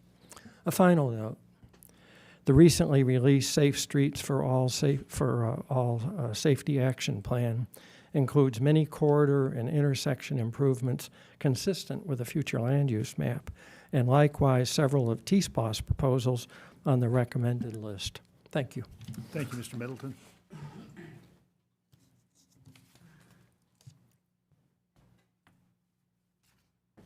Good evening. Good evening. My name is Lisa Walker, and want to talk about the 13. I didn't get a paper, but I'm just listening to everybody. It's been a while since I've been down here. Every time I come down here, I get so tired of people begging. I get tired of people begging for what is right. And y'all keep dealing treacherously. God talked about it last time. Y'all dealing treacherously. And I know he tired because I'm tired. He got to be tired because I'm real tired. I'm so grieved just sitting here listening for people begging for houses, but y'all let y'all buddies come in to get a piece of the pie. But you know what? It's about to end. If you can't look around the world and see what's happening today, it's about to end. So I'm just saying, do what is right. Do what you know is right. Because that's the only thing God say is gonna last. Doing what you know is right. Because your mouth can say one thing, your heart can say one, your mouth can say one thing, but he looks at the heart, he looks at what's in the heart. I'm just letting you know. Let me tell you what, I went to prison, did 6 years. I did 6 years because I did what I wanted to do, but I got saved. God, I accepted the Lord in prison. So I know now to do what is right. So I won't keep getting the judgment. And judgment God ain't through, like I said last time. Judgment is really about to hit Athens. Because y'all want to let people come in and do what they want to do. Just do what is right. Thank you, Ms. Walker. All right, we will move to commission action, beginning with item number 12, which regards the mill houses at 110 Puritan Lane and 1060 Macon Highway. And I know, Commissioner Thornton, you have a commission-defined option, so I'll allow you to place that motion on the floor. I'm actually going to remove my commission-defined option. I don't know what the proper procedure would be. You could pass out with no action. Pass out with no action. Right. That's what I want to do. All right. Somebody, we need a second, right? Is there a second? Second. Okay, got a pass out with no action from Commissioner Thornton, second from Commissioner Myers. Comment? Yes, ma'am. That is not what I actually wanted to do. It's what I had to do. I do not feel as though we started working on this too late. I think that we missed a huge opportunity to provide housing for somebody. I don't think that $1 million in the long run, I would look at it more as an investment. I don't feel that the folk who oppose this really dug down deeper. I do want to acknowledge Commissioner Link coming on board, but it was too late by then. There were some options, but a decision was made over a year ago not to let these homes be demolished. And I never could seem to get over that. So I don't want to fall on the sword on this one, but I am looking forward to the revitalization or the rebuild of the 2 duplexes. I am looking forward to that because, I don't know, I heard so many people talk about housing, and when I listen to you talk about it, I know I'm not crazy. But sometimes I feel right crazy because housing should not be a burden. We need to be doing what we need to do, whatever that looks like. But the appetite wasn't there. But I am looking forward to the duplexes that we have been sitting on since 2019. Yeah, so that's where I am. I'm making that motion, whatever the mayor said. But I do hope the same people that have come down here, especially those of you that have been concerned about the future land use, let's do this together. Let's do this together. Thank you, Commissioner. Commissioner Myers, a second or any further? No comment. All right. Anything else from members of the body? Commissioner Link? Are we speaking on the commissioner's CDO or the original? We're passing out with no action. The CDO. The CDO. Okay, but is there an opportunity to speak on the original agenda item? Yes, certainly. There's a motion. So, yeah, I want to thank Commissioner Thornton for drawing my attention. Is this not working? Is it not working? Is your little green light on? Oh, my phone, I'm sorry. My phone was on the button. Yeah, I want to thank Commissioner Thornton for bringing me into this, and I really wish that when we voted on the rezoning of the property that included the demolition, we could have asked the developer to cover some of the costs for saving at least a couple of those homes. Because moving historic homes is seldom a viable option. It is not historic preservation. It is extremely costly, extremely burdensome. The bulk of the cost of building housing is the land and the infrastructure to put that house on. When you're just moving a wooden box, you still have to pay all that. So this is not a viable affordable housing project. I was hoping it could be a viable historic preservation project with some additional investment. We did get the land trust hooked up with a contractor that specializes in historic preservation and moving homes. Maybe they can work something out with the developer. Maybe those materials can be salvaged. But, you know, we were looking at a $500,000 bill to move these homes, and that's not even enough to bring them up to snuff to live in. So that money can be used to actually invest in affordable housing and make homes for a couple of families. Yeah, I mean, it breaks my heart to see these homes be demolished. I do hope that something can be saved of them. I do hope that a marker can go up there because it's a really historic property, and you know, everybody needs to know about that mill, which was the first paper mill south of the Potomac River. So yeah, I Commissioner agree. Wright? I have a motion after the vote. If a motion to pass out with no action would just kind of end and we would move on to the next item. Oh, you're doing it all at once. I like it. Yes, ma'am. Thank you. Yep. All right, anything further? All right, there's a motion to pass this item out with no action, move on to the next item. Clarify, no action on all on the item. Everything. No action on the item. Everything. We're done, Do- okay. do Stop nothing. dragging me through the mud on this. No, I'm just No, wanting no to no understand. expenditure of public funds, no Okay, ordinance, good. Okay. no budget item. No action All right. on anything. All right, pass out with no action, move on to the next item. All in favor, please say aye. Aye. Any opposed? All right, hearing none, motion carries, and we move on to item 13, which is our proposed 2045 future land use map update. Commissioners have in front of you three sets of maps, a set of maps that is a commission-defined option from Link, Myers, Wright, and Hamby. Map that's a amendment from Commissioner Thornton, and a map that's an amendment from Commissioner Taylor. And I'll just divide the questions so we can take them kind of cluster by cluster. I'd entertain a motion for first action on the Link, Myers, Wright, Hamby map. Mayor, can I read it real quick? And I'll have Attorney Drake read those. Ordinance to amend the Code of Athens-Clarke County, Georgia, in respect to adoption of future development map and for other purposes.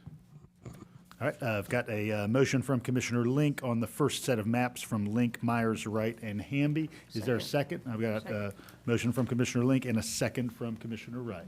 All right, Commissioner Link, any remarks? Yeah, first of all, I want to assure that this map is amended to exclude the properties that are in District 2. They were not supposed to be included on this map. There's a Fairview Avenue address, a Peter Street address, and a Vine Street address, and I believe Commissioner Taylor is going to address that.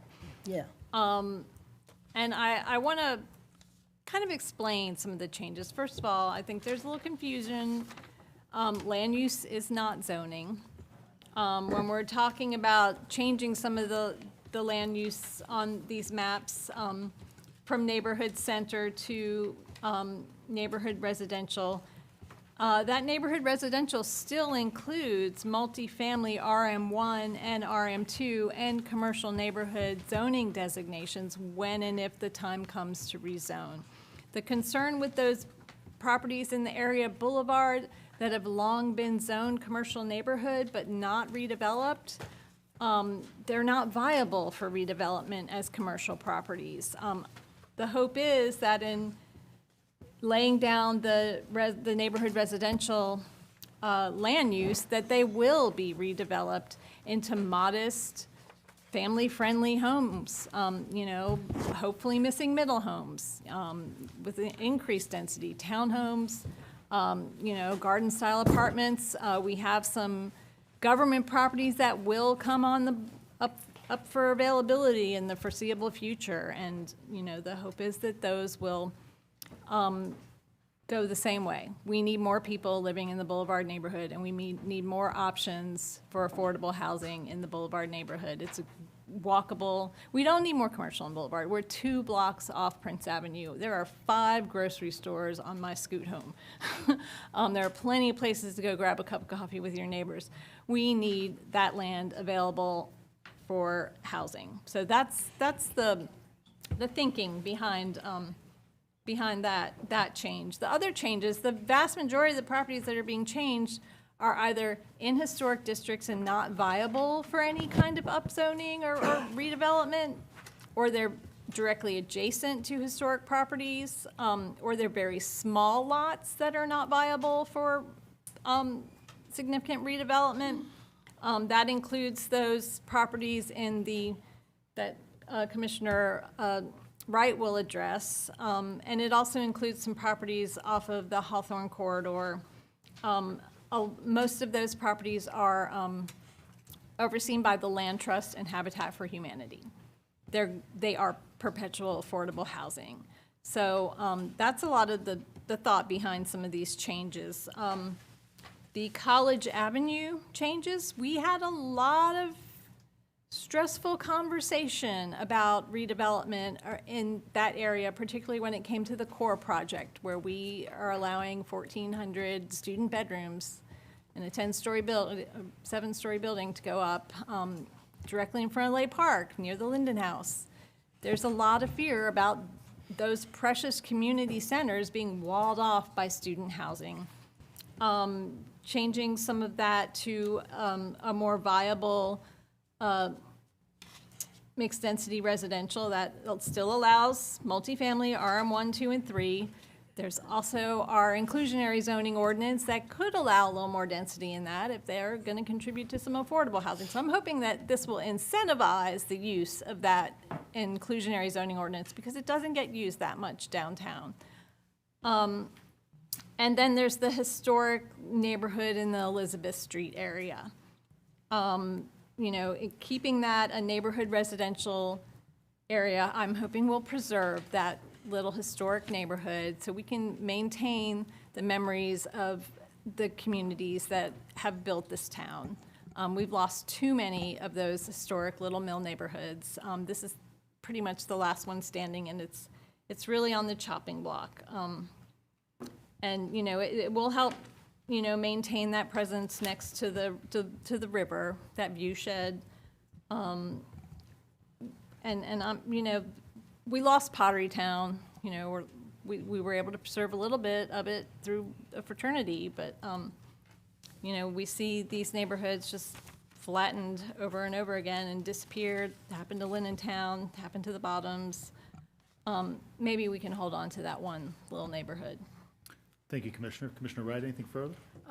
Yes, I just wanted to summarize a little bit of the strategy for the changes that Melissa had brought forward that were in my district. So I wanted to learn some of those strategies, and what I applied was to take some of the ones that were designated from the committee's work, which I do appreciate all the work that was done, all the outreach and the depth of knowledge that they have and what they were doing.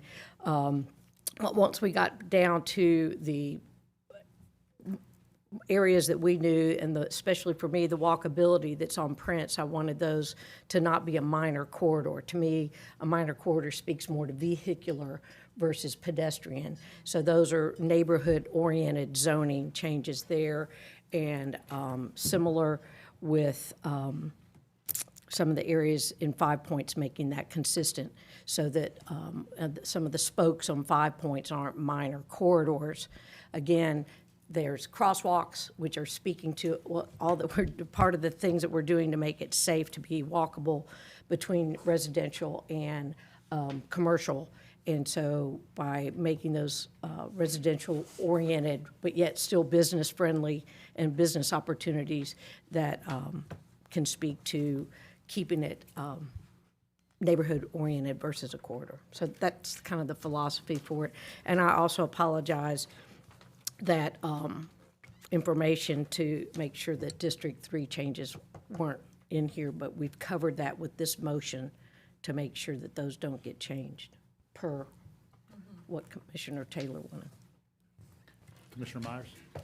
Yeah, it's been a long time coming, and I'm sure hoping we can pass as much of this tonight as we can.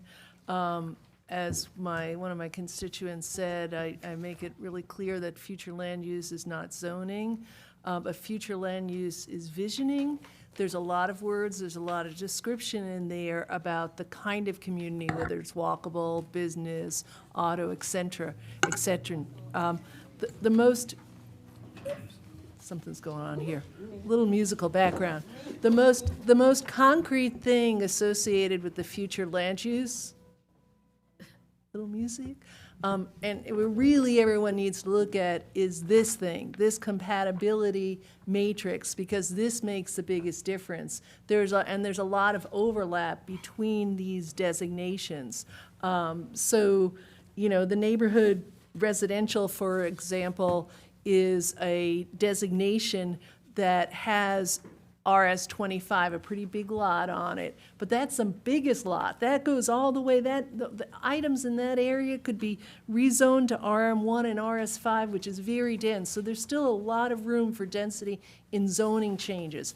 I also want to say to some people who came up and spoke as well, that the zoning changes in designation are not the descriptions of what you can and can't do in a zone. That's a whole other process. So changing what you, whether or not you can have tiny homes or manufactured homes, that's another process as well. And as it's going to be clear at the end of the evening, I know there are some community members who are very passionate about affordable housing, and they've presented some ideas. I think there must be 17 or 18 ideas in there that address housing. This is just one part of this, what we're doing, and it's been something that has been talked about since I've gotten onto the commission. So I hope we can get through this tonight, and I think we have all tried our best to work together on this. And I do want to mention another thing. When I did talk to our planning director about some of these changes, not just, there's just one little parcel in my district, but in other districts, inevitably he would say, oh, we discussed that a lot among the commission on the meeting. We were going back and forth between those things. So a lot of times we were moving it in these CDO options to something that was seriously considered among the committee as well. And I just want to make that real clear. So thank you. Any further remarks on the underlying map with the Link Myers Wright-Hamby amendments? Yeah, Commissioner Davenport. the pollen's gotten to me.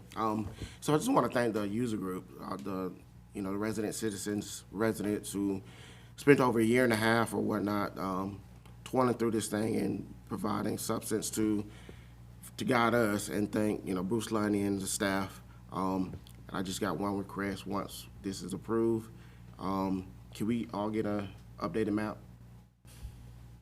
Okay, I believe we can do it. Thank you. Commissioner Fisher. Yeah, thank you. And I too want to thank the user group for the work that they put in. And again, I'm glad I got criticized when I said let's hold this thing until we get all our questions out and get more input. And I'm glad we waited. I thought it was a good time to do that. And as you all know, I've been pushing with the infrastructure and our sewer and water, how important that is to the future land use and what we're going to build. And I just think that as we move forward, we need to be mindful of that. And we need to be mindful of the neighborhoods that have been gentrified over the years. And, I've still got some angst about this student housing thing that's coming down at the former foundry. I don't think it was a good deal for us because, again, you got an African-American community that's getting phased out because we're putting more and more student housing there.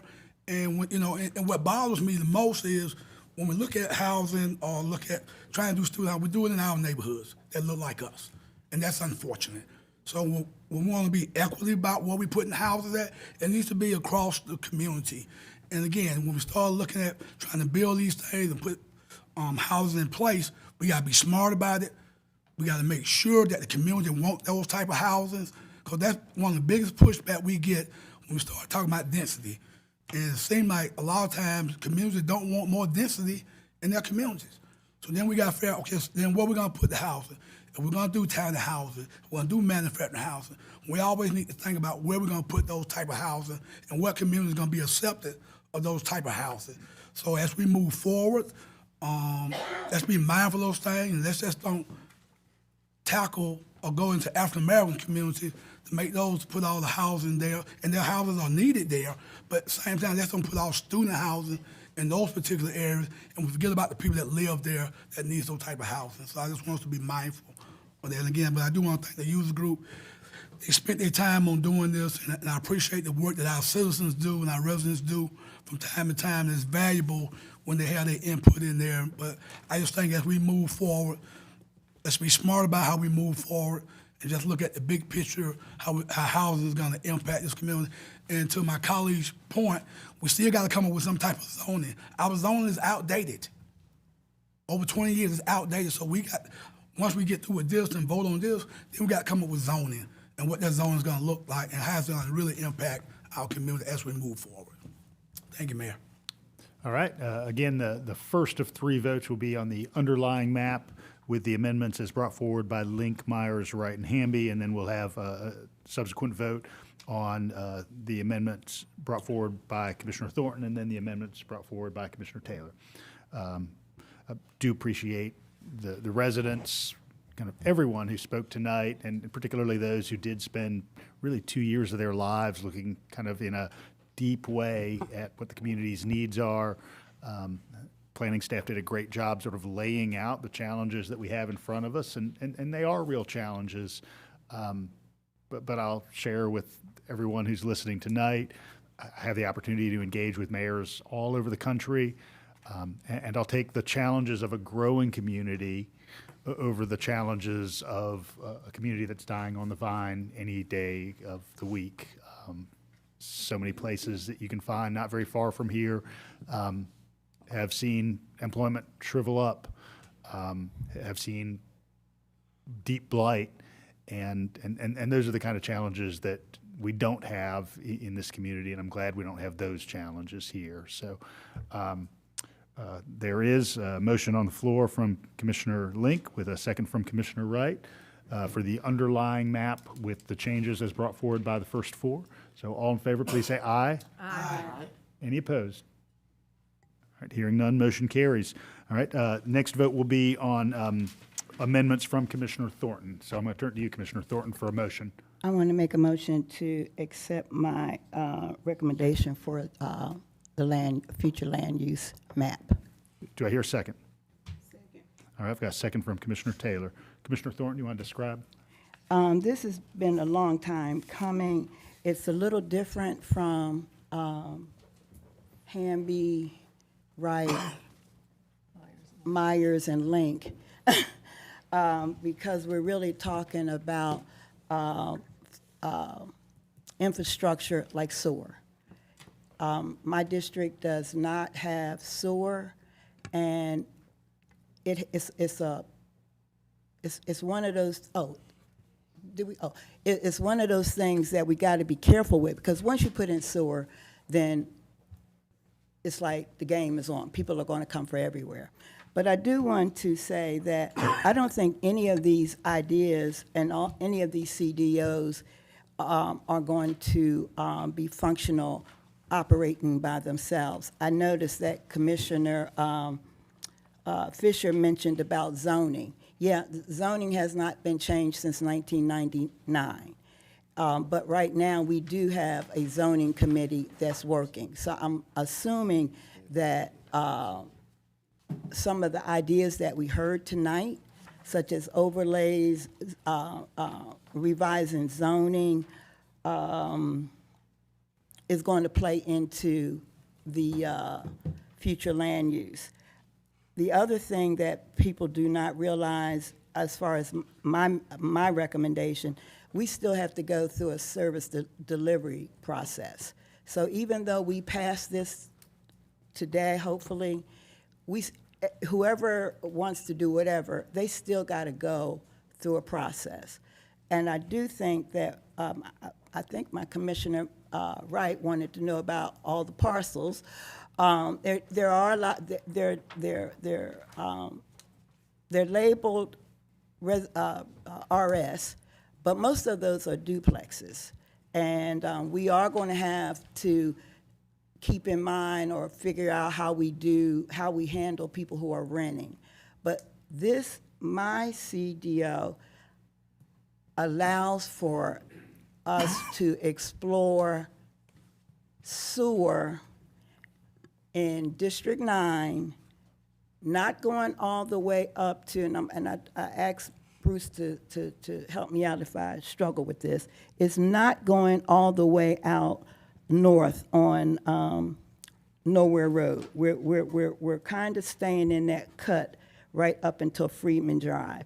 So it's a start. That's all it is. So please do not think that tomorrow we're going to go building a whole bunch of stuff because we're going to lay sewer down. But Bruce, can you explain it better than what I've just done? Probably so. Planning Director Bruce Lonnie's coming up to the mic. Honestly, I think you did fine. The changes that are being proposed in Commissioner Thornton's CDO, the upper reach of those changes is the intersection of Freeman and Nowhere Road. And then those changes kind of work backwards, presuming that sewer might be extended during the 20-year lifetime of this plan, perhaps sooner rather than later. What would those changes be if sewer were present? And so the upper reach that is shown in Commissioner Thornton's CDO shows neighborhood center at that intersection, which is very consistent with how the steering committee worked with looking at nodes and putting that type of neighborhood center designation in place, and then working back down through the sewer basin, that Sandy Creek lower basin. It was taking the single-family designation largely into neighborhood residential, which is just that next notch up in terms of development intensity. And then where we had some properties that were transitioning between some of the commercial areas, particularly along Nowhere, along Nowhere Road. The other practice that the steering committee used was to use mixed density residential designation as a way to step down from commercial towards more single-family character. Even if it's duplexes, it's that single-family duplex type character of development, which is present in the Sandy Creek Basin. So that's what ultimately came together in this CDO. Thank you, Bruce. I appreciate it. Thank you, Commissioner Thornton. Commissioner Taylor is the seconder. Any further remarks on this amendment? All right. Any others from members of the body? Commissioner Myers? I just want to say that, when I looked at this, because there's a lot of roads on here, most of them are changing single-family to the neighborhood residential, which is, it's kind of an interesting thing for me on the east side, because Cedar Creek is single-family and Green Acres and University Heights are neighborhood residential. Real close overlap, just allows a little bit more density. So there's, I don't know how many parcels there are, but they look to me like there's a lot, close to 100. And I think there's about 14 that are not that change and are the change to either the mixed use or the neighborhood center. So, I just want to point that out here because I thought a lot about what was going on in here. And I also do want to say that all of this is not we would have to make decisions. If we approve this, we're going to have to make decisions down the line about the sewer capacity. This is not a done deal. There's going to be a whole in-depth look at what's going on environmentally, financially to do that and make decisions. And then also, like you were saying, like Commissioner Thornton was saying, every time anything wants to be rezoned, that's going to be another process as well. So there's going to be a lot of opportunities for public input on those 14 parcels that are more of a bigger change than the others.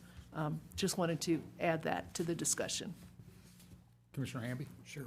I appreciate the explanations for this, and I was probably good to go until we started talking about sewer and knowing that the sewer delivery plan is coming, and also knowing that this kind of skews from the whole future land use map and the premise of it, and that we're not laying down new sewer, but we're focusing on those areas that have the sewer capacity, or not sewer capacity already, but we're focusing on those areas that already have the chance for sewer.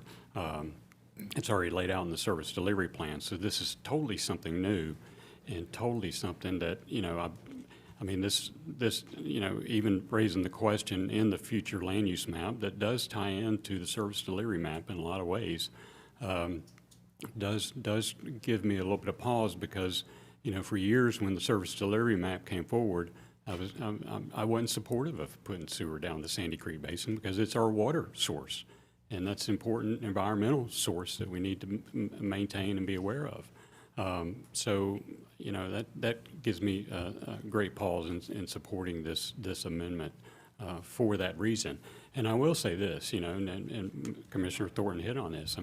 Once you put the sewer down there, you're asking for the development to come in.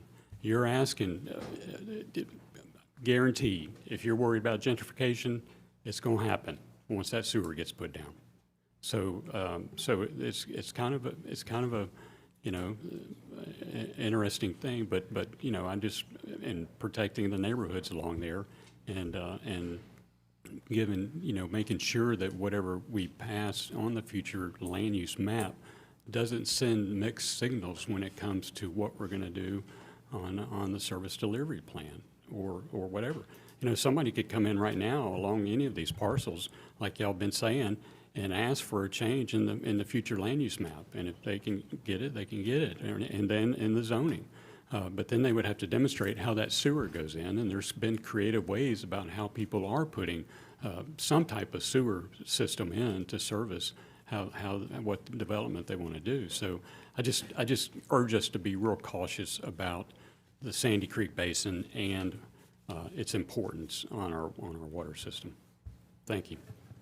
Bob, did you want to make any observations? Follow up a little bit, just as a reminder for everyone that those next decisions are going to come in fairly quick order, in the sense that at your April work session, there'll be an item on there to talk about the basin and the feasibility of sewer service into parts of that basin. Depending on the outcome of that, that will then feed into further discussion in the service delivery plan, which will be coming this summer. You all have already been provided a draft of that service delivery plan, which in its current state does not include an extension up into this area. Commissioner Hamby is correct. If this is approved, that kind of starts that process, doesn't end that process because there's a couple more steps, but those are going to come in fairly quick order, at least that piece of it. There's still a lot of other things that have to take place, zoning, dollars to actually extend any sewer, but I just want to kind of remind everyone that those other parts of this are coming pretty quickly as well. I'll get Commissioners Link, Davenport, and Wright before I go back to Commissioner Thorne. So a lot of these neighborhoods out there have duplexes on them, right? So would they be considered non-conforming in that they're currently zoned single family, but they have duplexes on them? Is that it?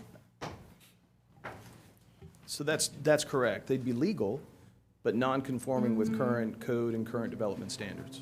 And in that current single-family residential zoning, you know, that kind of puts the kibosh on, you know, if we were to adopt an ADU ordinance or something like that, it would be less likely to be allowed in a land use that was strictly single-family residential. Or, I mean, I'm just trying to justify, you know, this proposal based on what's already on the ground. I'm very trepidatious about the concept of putting sewer up Sandy Creek, considering right over the county line, we're about to see a giant golf course development on Sandy Creek that's going to be sending a lot of pollutants into that creek, right into our water supply.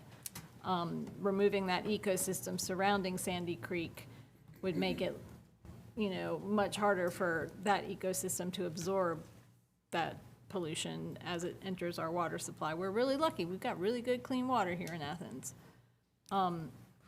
So yeah, I'm kind of like looking at this like a mixed bag. I mean, this is all, many of these properties are already, would fall under that mixed density residential category or neighborhood residential category because they have those duplexes on them. But we do have to be considerate of laying the groundwork for expanding the sewer line. And I am wondering if the option for getting some sewer out there would be to go sideways into the North Avenue trunk. I had been told that was possibly a possibility once upon a time. Just putting that out there. Commissioner Davenport? Yeah, Commissioner Link asked the question I was going to ask, and I was just wondering, did Thornton, she did talk with staff, and yeah, because some of those homes that are single family are in duplexes, so it kind of makes sense. But I just want to make sure that we all understand that what's happening out there for North Avenue and the Road. Commissioner Wright? Yes, I'm glad we're having a chance to talk about this, and this has gotten in front of us. This is my first look at it, and it does, I mean, there's 13 and a half pages of parcels that are affected by this proposed change. And a lot of my concerns, not that Commissioner Fisher was speaking specifically about this, but my concern is to upsize, so to speak, these parcels. It's going to make them vulnerable for us, and it wouldn't be it would be a negative effect on the communities that I believe we need to be mindful of. I think that there's only 4 of us here behind the chamber that were here for that last study on the service delivery plan and just how sensitive the Sandy Creek watershed basin is. And as we all know, when we get the sewer spills periodically, that the water contamination from our sewer system is a real thing that we are constantly servicing and addressing with our service delivery plan. And we are constantly doing that. And I fall back on the taking care of what's there in our sewer delivery plan, and as well as other things that we're responsible for.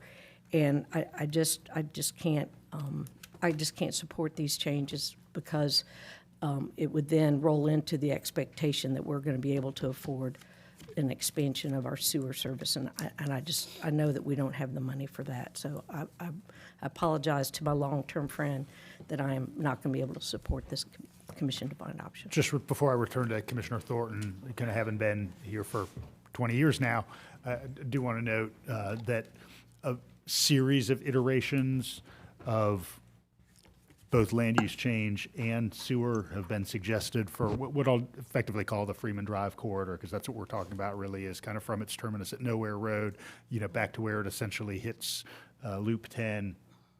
And this is in some ways a sort of constrained version because there had been an earlier iteration, 15 or 18 years ago, that really would have gone up Nikichi Creek, much further kind of into what we think of as the green belt.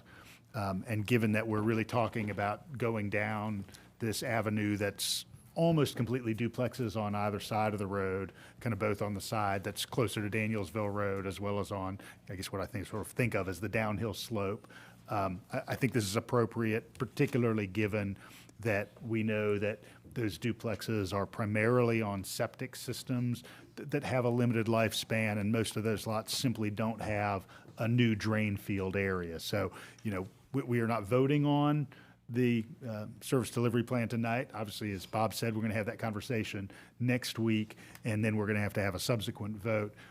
But just knowing that these two things do work hand in glove with one another, what I don't want to see is this effectively to become sort of an unusable series of parcels hugging Freeman Drive.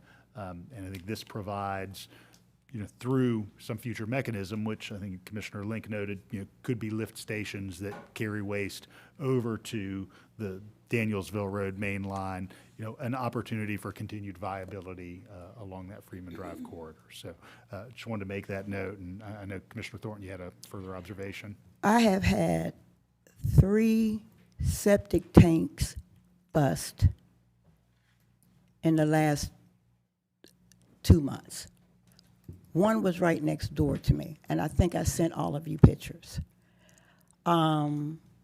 Septic tanks are more dangerous to the Sandy Creek Basin than sewer lines, because if a sewer line breaks, you can cut it off. If a septic tank busts, this shit is going in the water. That's just it. You talk about affordable housing, but you do not want to make the sacrifice on the service delivery plan. All of these houses in this area are not duplexes. That's the first thing. Second thing, in my district, I have more manufactured homes that people own their homes, but they're on septic tanks. Now, you can't have affordable housing and not make some concessions. And as since unification, it seems that two areas have always been overlooked, and that's District 2, well, now it's 2 and 3 and 9. The folk in District 9 deserves the same kind of amenities. I know y'all want to go to fish at Sandy Creek and have a picnic and stuff, but people's lives we're talking about people's lives. This is not a luxury thing. And everything changes. But to say that you're trying to keep the water clean,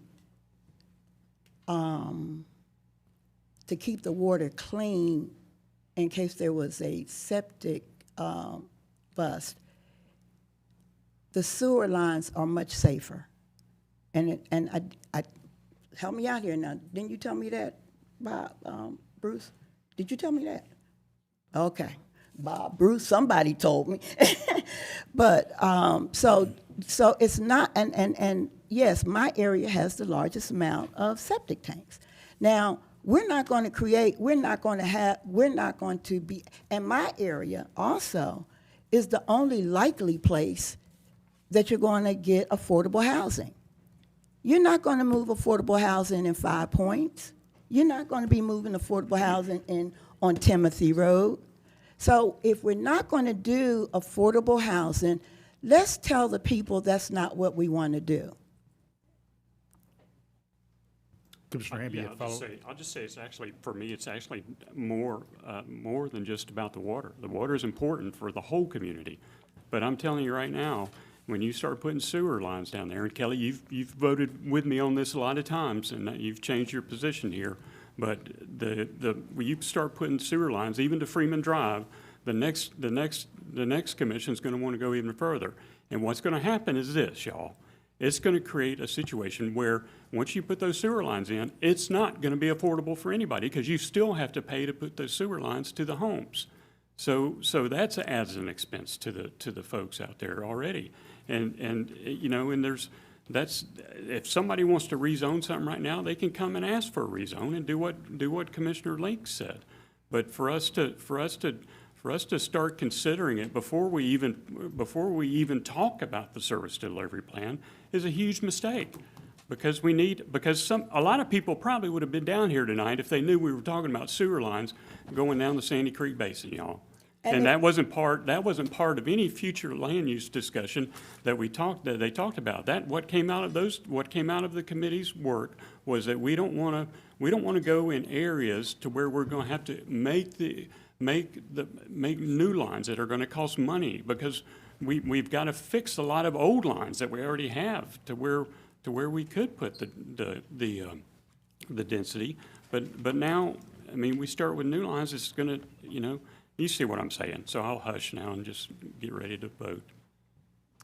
Commissioner Link? Yeah, Commissioner Wright and I both sat on the Board of Health. She still sits on the Board of Health, and we had hours and hours of discussion about septic tanks and failing septic tanks and how do we somehow manage septic tanks. And the state does not allow us as a local municipality to regulate and mandate that people on septic get their tanks pumped regularly. And that's how you maintain the life and the health of a septic tank, is by regularly, every 3 to 5 years, having a truck come out there and pump it out.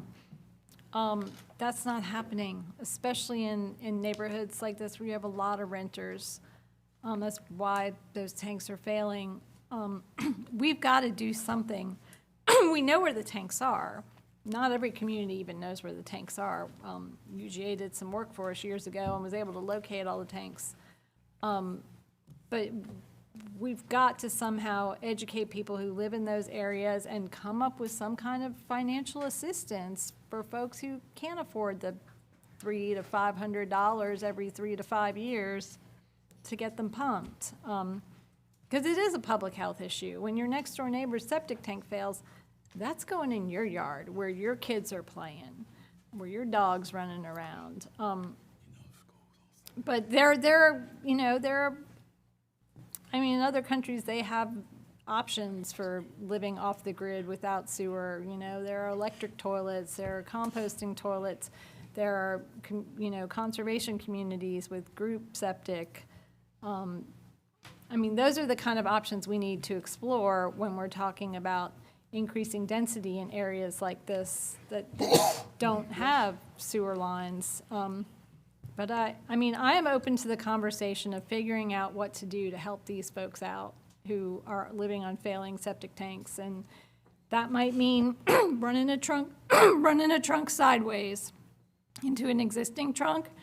If it means going up Sandy Creek, it's going to mean we need a lot of public discussion, and we need to bring those scientists in. We need to bring those hydrologists in. There's a lot of eminent domain involved in expanding your sewer lines, a lot. That's a come to Jesus moment right there. But I mean, we have a bunch of existing non-conforming properties in this area. And maybe the thing to do is to change the future land use map. I just feel like this was kind of dropped at the last minute. How many lots are in this particular map? Let me be clear. Please, Mayor, let Well, me be clear. Just answer that question, and then I'll come back. Yeah. It's a bunch. Yeah, let me Let finish. me be clear. Oh my God. When we had the Just, Commissioner, how many lots? bunch, Okay. So several dozen. Yeah, I mean, I just feel like, pages.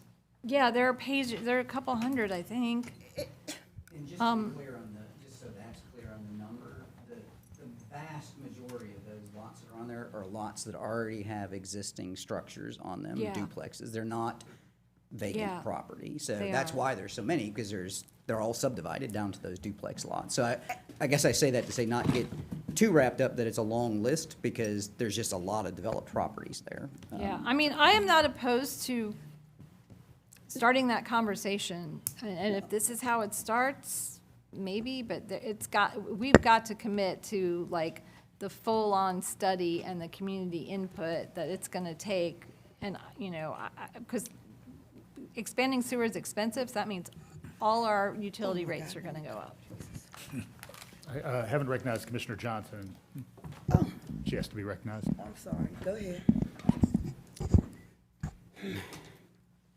Commissioner Thornton, I understand your frustration, and I totally understand everything I heard. I don't agree with everything. I think if we start with the premise, and I'm not going to go into the details or weeds of this, but go into the premise of what was approved in January 1991, which was for everybody to have equitable services, and it's been kicked. The can has been kicked. The people who don't receive the services, we feel the inequity. And to share a story, my mother had a property that was over 2,400 square feet on over an acre of land off of Smoky Road. That's the exact area. She was 1.04 miles away from the closest station that she could actually attach to, but it was the 04 kept her out of the system. Every time it rained, and my mom was very good about having her septic tank serviced every 18 to 24 months, but every single time it rained heavy, her yard would fill up.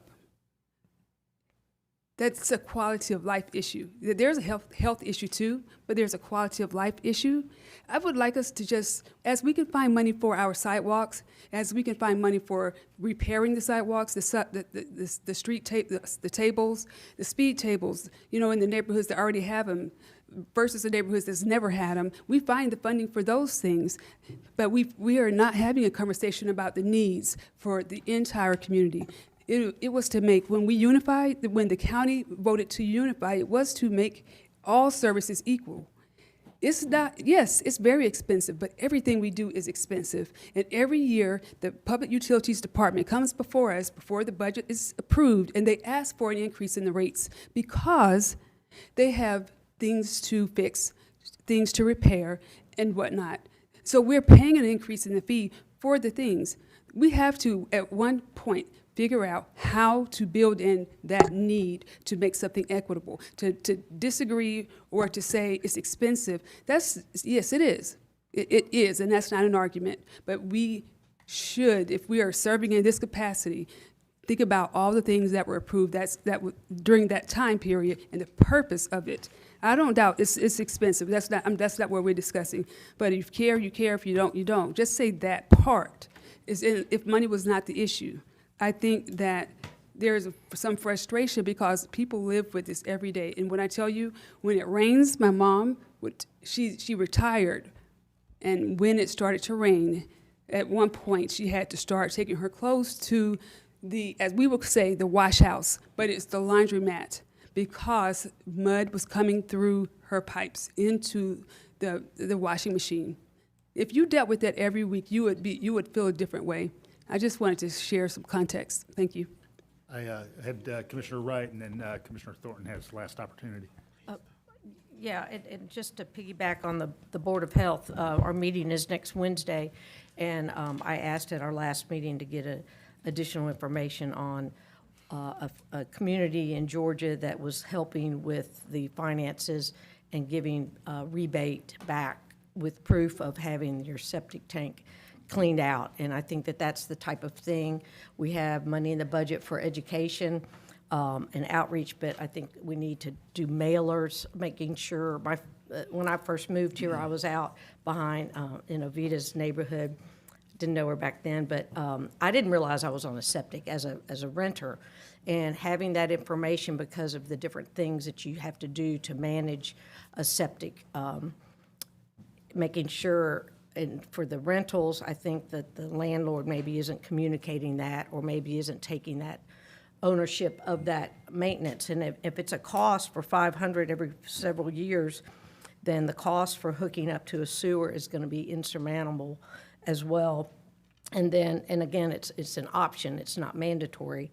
And then also, I think another part that people don't realize is that the septic, people who own septic tanks don't have that large part of the water bill that those of us who do have sewer hook up. So we're also talking about potentially doubling somebody's water bill once they're on sewer for that part. But those are different things, and I just wanted to add that to what was brought up. I'm going to return to Commissioner Thornton, then Commissioner Johnson. Lord, I kept waving my hand so long, now I got to figure out what I was going to say. Do you pay your water bill, Commissioner Wright? Do you pay your water bill? So why do you think the folk on Nowhere Road won't want to pay their water bill if they had a septic? I just want to be sure that I'm just saying. Double in the bill. But a double in the bill is fine. But I was just asking. That to me wasn't a legitimate concern. Okay. Let me say this. Let me say this. Please let me say this. I was trying not to bring an entity into this conversation because it really has no bearing on the future land use. But the comments that were collected during the future land use meetings when we were going around to the schools and stuff, my district comments were not included in the responses. They were not included because, and I don't know why, and I really don't. But so when we get recommendations for future land use and there's a population of people whose comments were not part of the recommendation, that's a problem. Secondly, Commissioner Johnson's right. I'm not talking about something that just happened yesterday or the day before yesterday. This goes back to 1990 plus years with unification. What, 1991, 93? 90 was the vote. 93. January 14, 1991. 91. So I'm not coming up with something that just it looks like we came up with unification and still there was going to be a group of people who were always going to be left out. Now, I thought this was going to be the simplest thing in the world, but so did I think the mill houses were. But May the 4th, we're at J.J. Harris. May the 4th, we're at J.J. Harris to explain to people about sewer and water and cost. We're going to be the principal, that's going to be one of the meetings I've hosted. You know, you're making decisions about, and then Commissioner Link, you're talking about we got to do something. I would have been very, very open for a conversation from you about what to do before I got here. But nobody pays attention until I say something. And then I got to fight you for it. I'm just asking you to treat people fairly. That's all I'm asking. And the same people who pay their property taxes, some of them do have own homes, are the same people, they're just like you, and they just want what you have. And I don't think that's unfair.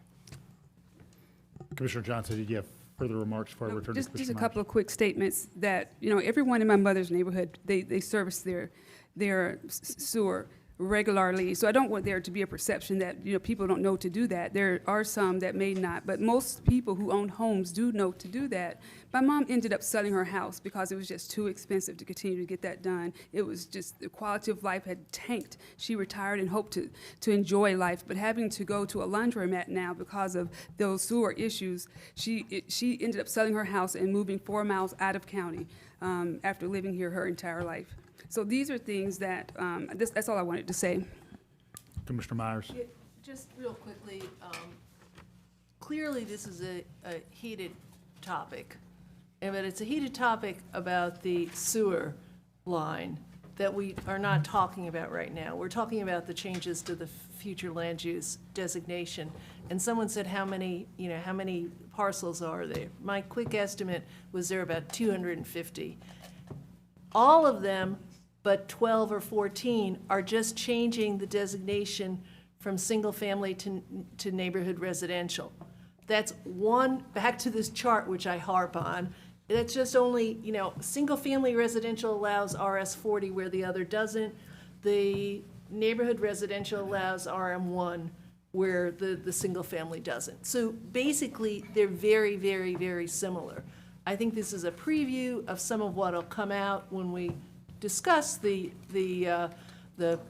public utility plan, but we will have more details there, and we'll have more presentation to work with. Right now, we're mostly talking about shifting 240 lots from single-family to residential neighborhood, and 12 to something more dense. So I just want to clarify what we're actually voting on tonight. All right, we've got a motion and a second, and we'll go around the room, beginning with Commissioner Thornton, the motioner. Yes. Oh, yes. No. Yes. Yes. Taylor? Yes. Right. No. Fisher? Yes. Johnson? Yes. Myers? Yes. 7 yes, 2 no. Thank you, Madam Clerk. All right, we're going to move on to vote number C, which is the minor amendments from Commissioner Taylor. Commissioner Taylor, I'll let you make that motion. Yeah, I motion to change the proposed future land use designations for 160 Fairview, 295 Vine, and 225 North Peter Street from minor corridor to neighborhood residential. Got a motion from Commissioner Taylor. Is there a second? I second. Second from 3 Commissioner seconds, Link. we got. I'll give it to you. All right, any further remarks, Commissioner Taylor? Really quickly, in 1999, these 3 parcels were designated as Main Street businesses. Planning Department doesn't know exactly why 160 Fairview and 295 Vine were designated, but 225 North Peter Street was discussed as a potential site for small-scale neighborhood commercial or commercial with housing above. And so just a history lesson on that. And so I also want to apologize to those who looked inside of the agenda packet and didn't see these things change. It was a minor oversight. It wasn't done in malice, and so I'm ready to vote. Anything further? Oh, sorry, y'all. I don't think so. I mean, there are these little remnants of what were tiny commercial properties scattered throughout some of our in-town neighborhoods, and I think the land use committee decided minor corridor was an appropriate designation for a commercial neighborhood zone, but, you know, with discussion, these are in neighborhoods, and some on Hancock were changed to residential, so we're just trying to make the neighborhoods neighborhood-friendly. Anything further from any member of the body? All right, all in favor, please say aye. Aye. Any opposed? All right, hearing none, motion carries. All right, do y'all want to take a quick break? Yes. All right, so we're going to be back in our seats and ready to go at 8:30.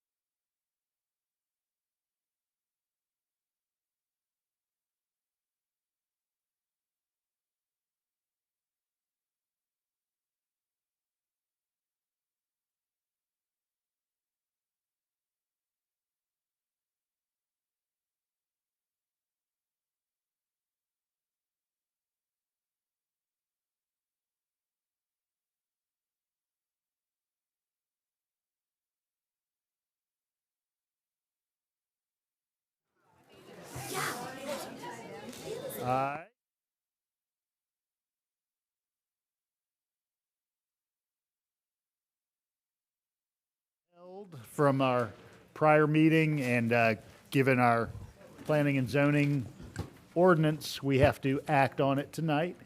And so item 14 regards, of course, data centers. The Planning Commission had brought forward a text amendment for our consideration.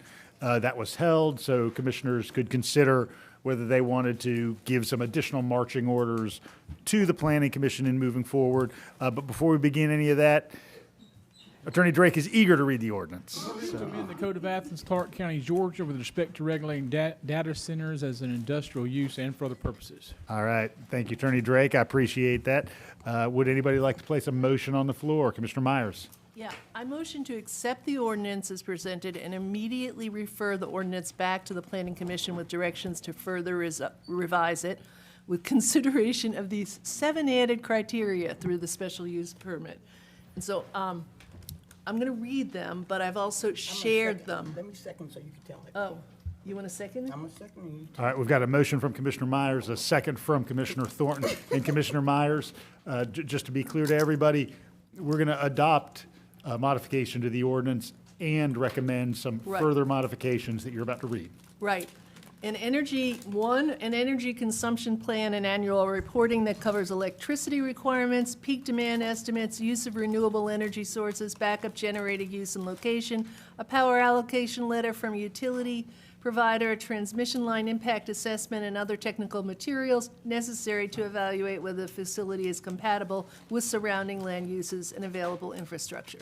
2, water consumption sustainability plan, an annual report to include the requirement to use a closed-loop low-water cooling system, water consumption rates, use of non-potable water, and a vulnerability assessment to water scarcity and drought. 3, disclosure and regulatory guidance on how data centers are prioritized during periods of constrained resources, including drought, extreme heat, or power outages. 4, limiting the size of the data center and their clustering. 5, use of community benefits agreements to address any impact on residents within a certain designated distance. 6, decommissioning plan that includes reasonable recycling of electronic infrastructure. And 7, consideration of changing the distance from 400 to 500 feet from property lines in sections 9, 11, 16, design standards F and G. And to the planning department, as was written in what I shared, when incorporating the above criteria, if it becomes part of the level 1 to 3 industrial use criteria or specific requirements for data center special use permit, I'll let you guys work on that. I mean, we will. We would like it if there's, look into reference to non-disclosure agreements as rationale for not disclosing data, that's not good for the go. That we need to have this data, and to be clear, and this is for the public right now because there was different information coming through. We have one data center that a power utility built without needing any ACC action because state law allows power utilities to build what they want without asking local governments what they think. We had another request for a data center that was dealt with administratively, denied. So right now, we do not have any data centers. So I just want to clarify that. And finally, I urge people to carefully read all the details of what we are passing tonight that already cover many of the concerns brought up tonight and about what is and isn't allowed in industrial zones and with data centers. So that covers everything. Thanks, Commissioner Myers. Commissioner Thornton, any follow-up? The only follow-up, I do appreciate Attorney Judd sending us those pieces that the cans and we cannot do. So I heard a lot of comments tonight, but Judd kind of giving us I think this is a good project, that's all. I've got Commissioners Wright, Davenport, and Link. I just wanted to add, because that we are currently in a moratorium through June. It will, by adopting this tonight, it'll terminate the moratorium. Okay. Because that's the way the moratorium read. Okay, all right, so that's clarified so that we all, not just the audience, but myself as included, are clear on that. Commissioner Davenport. Yeah, everybody's talking about this email from Judd, and I just asked Judd about it. I mean, upon approval by the mayor, but it's not, Right. yeah, see what Yeah. he does. He has a process to do that. John Hawkins, okay. I'll find it. You good, Commissioner Davenport? Well, I didn't get an email. So if it's I can from- resend it. We'll make sure we get that to you. Yep. All right, thank you. Commissioners Link and then Taylor. And Yeah, I Fisher, want to thank all the apologize. citizens who have been tirelessly working on this with like vast arrays of knowledge and all different things. You know, and particularly the young man who works in studying AI. I mean, there's kind of a moral, ethical underpinning in all of this, and the technology in general. So I hope that, you know, we consider that and make it as onerous as possible for these things to get here. Commissioner Myers and I had extensive conversation with Ted Terry, a DeKalb County Commissioner, and he shared their ordinance. They're dealing with the same issue. They actually have a couple that have already set up, and they have a very extensive ordinance that I hope that our staff and Planning Commission will take a deep dive into and borrow from quite liberally. And I just hope we can keep these things out of our community. I've got Commissioner Fisher and then Taylor. Yeah, thank you. Judge, I still never saw whether or not the by right, you know, that was one of the things when Georgia Power put up their data center, it was by right. It did not come before the commission, nor before the planning commission, nor before us. So did we do any research to find out, can utility companies come in and by right put up data centers? Well, my recollection on that issue was that the planning department determined that Georgia Power is not subject to regulation by us because they're regulated by the PSC. So to be clear, and I think I want the community to understand, and you correct me if I'm wrong, so if a utility company comes into the community and want to put up a data center, they can and don't have to go through any type of process. Right. Well, I hate to make blanket statements like that, Commissioner, without knowing all the facts. Okay. Generally, I'd say that would be the case, but I hate to make a blanket statement, just unequivocal, because I don't know all the particularities and facts. And just in general terms, and this came up in one of the prior conversations, there are some kinds of entities that are not regulated by local governments at all, but they're regulated by elements of the state government, in this case, the Public Service Commission, that regulates the public power provider, Georgia Power. Okay. So, Commissioner Taylor? Yes. I first want to say thank you to all of the community members who did your due diligence, who taught this body a lot of the things that we didn't know. And so kudos to you guys, because I think it's very important that we acknowledge the work that you guys do as a community to help us make the decisions that impact all of Athens. Also, because a lot of the industrial area is in District 3, I appreciate you guys on a personal level, because we don't want to have a repeat of what happened with pollutants in our communities, especially marginalized communities. And so, thank you guys. Anyone else? Commissioner Thornton? I think that I don't think that we use all of our influence, because even though we're doing a local ordinance, just like I think Commissioner Fisher alluded to, utility companies can, I think that we should have a relationship with our state representatives and build that kind of relationship with PSC. Let them know ahead of time, have that type of relationship. When we pass an ordinance, let's make sure that we share that. So when things do come up, we can have some backup if we don't have the power by ourselves. Commissioner Link?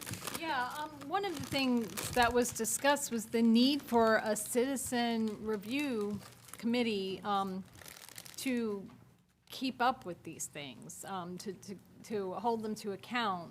You know, if there are community benefits agreements or reporting requirements, We do have a similar committee written into our renewable energy plan that's never been appointed. So I would like to ask the mayor to, appoint that committee, appoint a committee that can be tasked with dealing with the data center question and also with other renewable energy and environmental justice issues in our community. I feel like that's something that we really, really need. I mean, there are other environmental justice issues that we could use the input from citizen experts on. I mean, sewer is certainly one of those issues. Second. Oh, there wasn't a motion. The motion was from Commissioner Myers, the second was from Commissioner Thornton. All right, all in favor, please say aye. Aye. Any opposed? All right, motion carries. All right, we're going to move on to item number 15. This is the award of proposed construction service contract for the East Side Library, something along the way. Do I hear a motion? I'll motion again. All right, I've got a motion from Commissioner Myers, second from Commissioner Davenport. Commissioner Myers? Yeah, I spoke to this at the agenda setting. I'm just really excited. There's, according to our agenda report, we should see construction starting in May. That's just a couple of weeks from now, with a library opening next summer, late next summer, and I guess there's going to have to work in some landscaping or something, have the final completion in the fall. So I'm really, really excited about that, and also included in here is a crosswalk to get from one side of Barnett Shoals over to the library in a safer way. So they're real exciting changes going on. So it's going to be wonderful to see that. And I think there's a connection to the Greenway as well. So I'm very thrilled about this. Is there an ordinance associated with this for connect to the expenditures? pedestrian improvements that Commissioner Myers was just discussing. An ordinance to amend the Transportation Special Purpose Local Option Sales Tax 2018 program budget so as to provide additional funding for project number 12, pedestrian improvement program, and for other purposes. Thanks, Attorney Drake. And Commissioner Davenport? Yeah, just a question for Mr. Bob. So there's a T-Splosh project, 2026, if it passes. When do we start tiering? Because there's a Barnett Shoals Road project that would complement the library, especially when it comes to safe crossing and slowing down traffic. Yeah, it was good timing for Josh. He just came out. Okay, he went to, what are you talking about? I think I caught the question, but I want to make sure you were asking about tiering Yeah. of T-Splosh 2026. That's correct. So assuming that referendum goes well, then we would bring you a tiering schedule post-referendum. One thing I would add, though, keep in mind about the funding timeline for T-Splosh 2026, that would begin towards the end of 2027.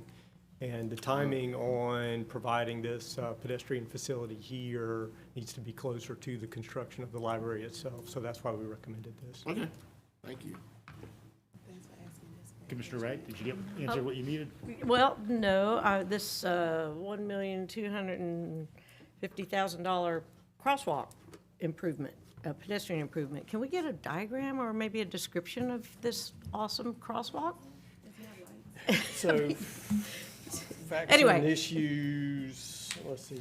There's a brief one in there, but this is a pedestrian hybrid beacon that would actually stop traffic. So it is, you're right, it is an elevated crosswalk. Yeah, would you just send us an email because that one, maybe highlight some of the other ones in town that are Sure. like that in the pricing? Because that seems, I'm trying to get some crosswalks, and that's quite the price tag. And I apologize because it came after some other things, but I'll go up and read further into the agenda packet. I can. So And I believe, Josh, this is what we've sometimes referred to as a hawk. Is that right? It is, yeah, similar terminology, but keep in mind, one of the significant features of this is that it would have effectively traffic lights. So you're talking about, post, similar to what you might have in an intersection holding a traffic light.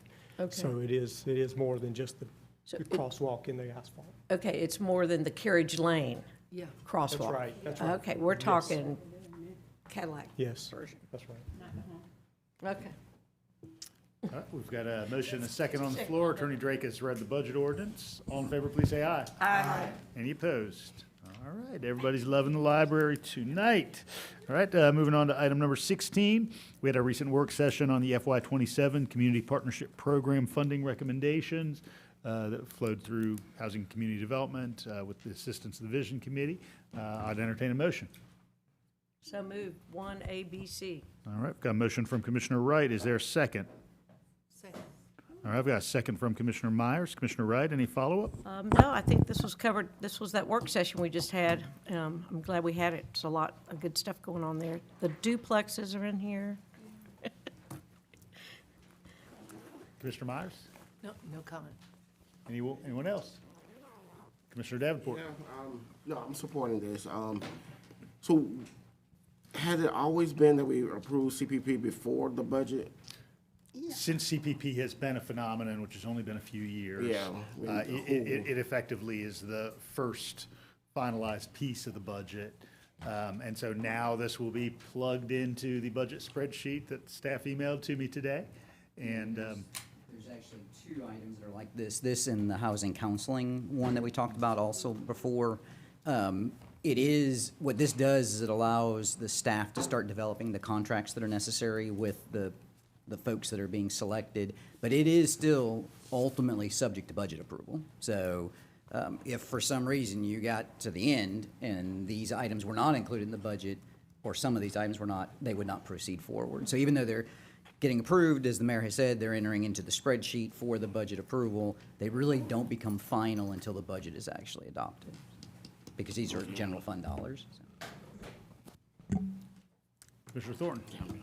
Yeah, I did appreciate the work session also. I had questions early on, a couple of months ago, about the staffing with the Homeless Coalition. And it was around the directorship. And I think you managed to explain it. So explain to me again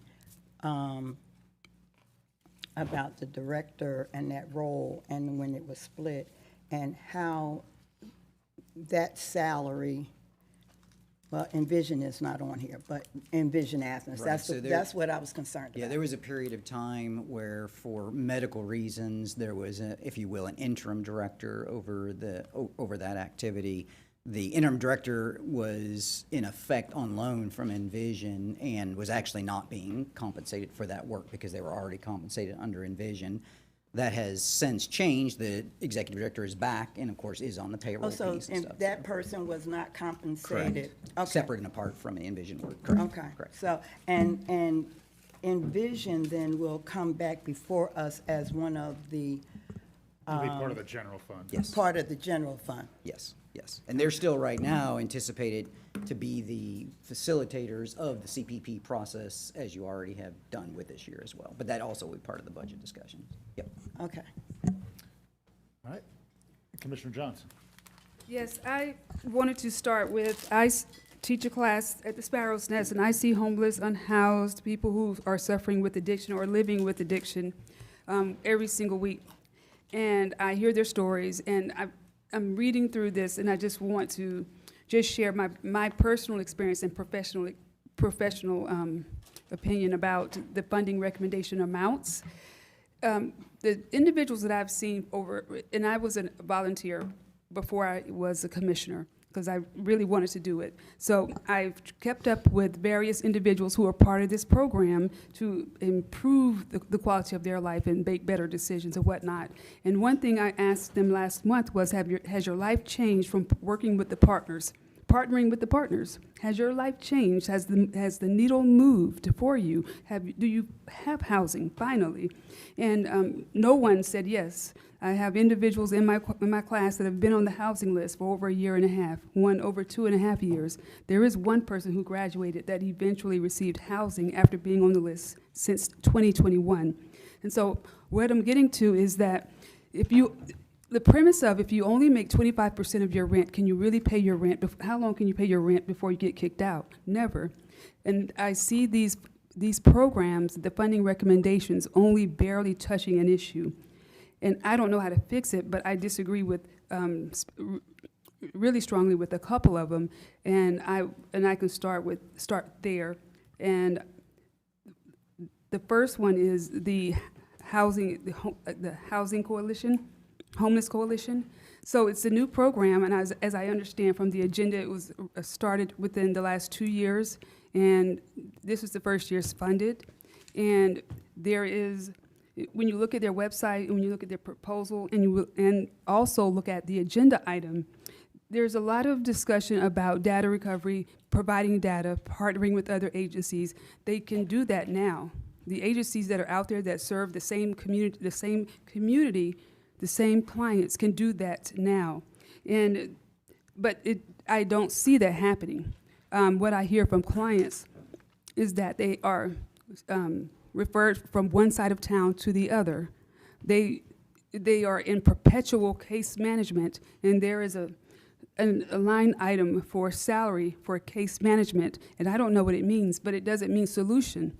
You know, they are individuals who are going for showers and baths and whatnot and getting their clothes washed, but it's not solving the issue. They're in a category of improving homelessness.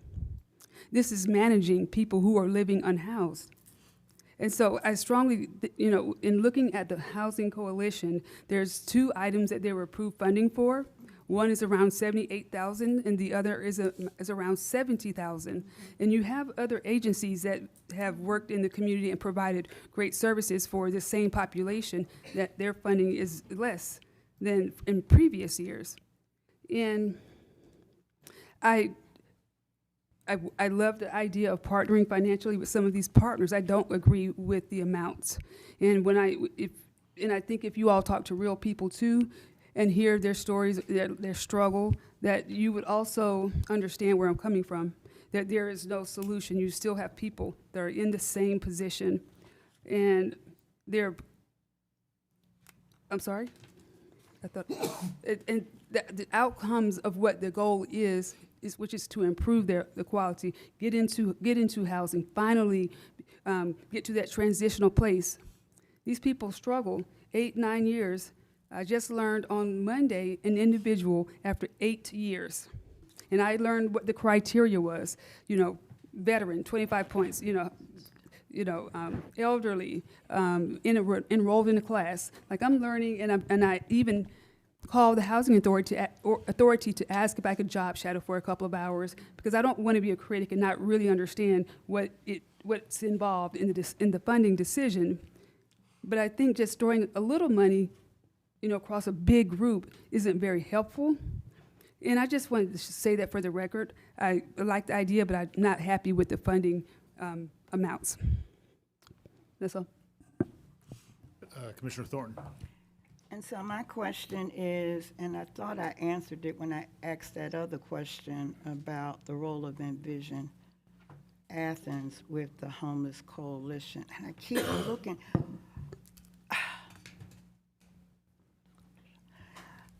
Can you tell me, tell us, Bob, okay, I think I figured it out. Exactly what is the difference between capacity building and community services? So those were 2 separate proposals? Was that what happened? I'm actually So we've got Alejandra Calva from Housing and Community Development who can describe the difference between those 2 line items. Let me just be real clear. If somebody just looks at this like I'm just looking at it, and you see Homeless Coalition twice, they're not going to delve down deep to see what the difference is. It doesn't look good. So I could see one proposal, and then you kind of broke it down, but I'll let you explain that. Sure. So agencies are able to submit up to 2 separate applications for funding. It helps them explain to us how they're going to be using the funding for a specific program. So in this case, the Homeless Coalition did submit 2 applications. They are detailed in attachment 2. I'm trying to pull them up really quickly because, as you can imagine, we go through a lot of applications. So that is, you don't have to dig there. So that is the process. Yes. Organizations can submit up to 2. Up to 2 applications. So that's the rule. Yep. So that is that's one of the the rules, so to speak, when they apply. They can apply for up to 2 different applications. Each application has to include a proposed budget, a proposed scope of work, a proposed metrics, et cetera. So the Vision Committee in this case reviewed every single application. They scored them, they rated them against the criteria that are included in your agenda packets, and this is ultimately what they were recommending for funding for your consideration. Is the Homeless Coalition, their request, is that also because ARPA funding is ending? A lot of the agencies that are receiving or that are proposed to receive CPP funding are also receiving ARPA funding, which, as you know, wraps up in December of 2026. The Homeless Coalition is currently funded with ARPA. That is wrapping up in December, so they're already thinking ahead of how else can they continue to serve the community through their programs, and CPP is one of those. I'm going to vote for this because I do support the efforts with the Homeless Coalition. But, I just don't, we get into, when we have extra money, we're able to do some things, and then when the money dries up for whatever, we're expected to continue giving or giving to the same group of folks. I do have a problem. I hope you will change. I hope we'll get into a place where we change this process, because we heard a lot of good folk that are doing good work. And I'm not saying the Homeless Coalition, I spent the night at the homeless shelter, so I'm good. But I do think that this does send mixed messages, especially with ARPA funding drying up and other groups are saying, why not me? And, I just submitted 1 application. They submitted 2. It just, I'm going to support this, but I did want to put my thought out there. As a body commissioner, one observation I have is that, if the desire is to provide a larger array of services to signal ahead of the application timeline in the autumn, that we would like $1.5 million or $1.75 million or kind of some other figure going into the future. So, that's an opportunity we have. Obviously, the portal was open to everybody. It was open, I believe, from October to December 1st, approximately. I just looked at the ones that did not get funded, and it just puts a little question in my mind. That's all. But I'm sure they've done the best they can, and I do not, like I said, my big question about the Homeless Coalition was months ago about the role of the director, so. We have a motion and a second on the floor from Commissioner Wright, so Commissioner Taylor. Yeah, really quickly, being a part of it's gonna be quick, I promise. Being a part of the GET committee, the subcommittee that I'm currently in is finding ways to retain or keep the housing that we have right now in ways of rehab, weatherization, as well as eviction prevention. And I said all of that to say, when I see the art not getting funded because it wasn't enough money left over for when you, gave these organizations money, I understand the process and all of the things, but these are the organizations that's keeping families in their homes, which helps with the housing crisis that we have. And we've talked a lot tonight about the housing crisis. When a family calls me and asks me, where can they go to get rental assistance, or where can they go to get help for court payment or court arrears, the ART is the first organization that I send them to, because I know that the ART is willing to help families. I do want, moving forward, that we take into account, and I may seem biased by my comment that I'm about to say, but I think that it's very important that we keep Family Promise, that we keep the ART, that we keep the Salvation Army, those organizations that are doing rental prevention. If they're a rental prevention program, and I know that there are other needs, but those organizations need to be funded first and foremost, and then everybody else should fall second. And again, I apologize if it sounds biased, but it's hard to come back from being evicted from an apartment when you can just help a family stay there. So yeah, ready to vote. And of course, kind of in that thematic area, Family Promise has funding. Commissioner Johnson. I thought I read in the agenda packet in follow-up information that the ARC is getting their funding through another streaming fund. Alejandra? They are recommended for home art funding, and that's coming up in your April-May cycle. I just wanted to add that, and also a comment about the ARC. So on February 10th, I had the opportunity and the pleasure to help a constituent who was down on her luck. Her car had broken down. She couldn't pay her rent. She got behind on rent, and she was accruing $50 a day in late fees. And she was on the verge, or the precipice, I would say more is appropriate, of just losing everything. And instead of her giving her the information of the housing partners to go solve and fill this information out and apply, I said, let me do it for you. And then I'll contact you and give you the information of where to go. So when I called the agencies, I started with the ARC. And the first thing they told me was they're out of money. This is February 10th. And I didn't want to introduce myself as a commissioner. I was just calling to get help, to help somebody. But then when I got, that was the first response, I'm calling about the eviction prevention program and possibly, funding. We're out of money. That was very quick. And I was like, oh, well, I'm so sorry. I guess I should have started with, I'm Commissioner Johnson. Now I have questions because I'm curious how you're out of money on February 10th. And I said, are you not asking for enough money? Do you need more money? Like, what's the deal? And so she said they just don't have enough, and it goes that quickly. And so I did understand that. I think there, instead of putting funds in areas that we are just collecting data when we already collect data and things, there are many areas that could be strengthened. I think that is something that if the budget could be increased for those type of programs, I would be in support of that. There was a statement in the agenda packet that also said from the writer of the agenda language that the indication that there were 24 or 26 nonprofits that applied for funding, and only less than half, a little bit more than half of those agencies were funded, and that was an indicator to them that all the needs weren't met. And that's not true. It's just an indicator of people have the same service and they provide the same thing, but we don't really know. And I say that how well we are doing in servicing the need and what the nonprofits say. The outcomes data doesn't really. I would like the agencies to improve the outcomes data. So when they say we are going at the very beginning of the year, we're going to establish housing for 5 families this year. Like that's the goal. That's the goal. What was the outcome at the end of the year?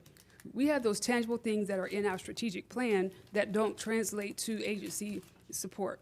And so I would just like it to tie together better and the story to be told better. I'm not saying don't support or not support. I'm just saying there's a need for increased funding because a lot of people just one paycheck away from $50 a day in late fees. And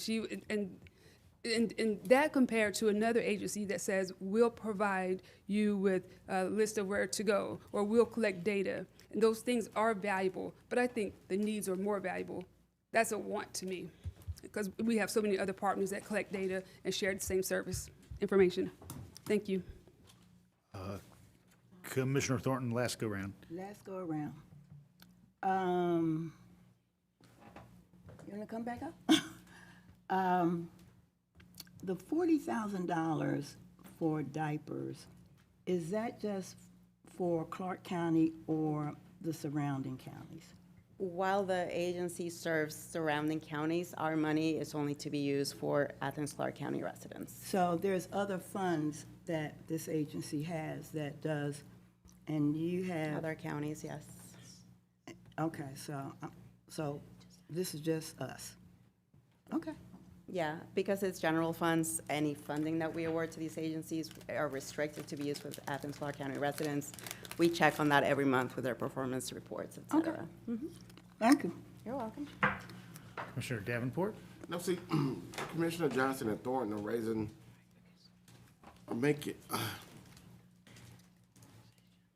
this is why I would like for us to, for future, to do CPP with the budget. I would too. Because, we are, And it's not, I don't want to trash or say anything bad about any of the wonderful work that these organizations are doing, but, you know, there's some duplicity, there's some, and there's a lot of need in our community, and I think we need to focus on what's major in our community versus trying to help as many people as we possibly can. But I think it was 2-3 years ago when we changed CPP, but you know, I would like to make some adjustments, but at the end of the day, it just hopefully in the future we'll be able, or in the next body, be able to make changes to CPP programming. Maybe assign it to committee. GLC will take it. Generous of you on behalf of the committee. All right, everybody, we've got a motion and a second on the floor. We'll go ahead and do a round robin, beginning with Commissioner Wright, who is the motioner. Yes. Right. Yes. Fisher, Yes. Johnson, I am abstaining because I'm volunteer at one of the agencies. Myers, Yes. Thornton, Yes. Davenport, Yes. Link, Yes.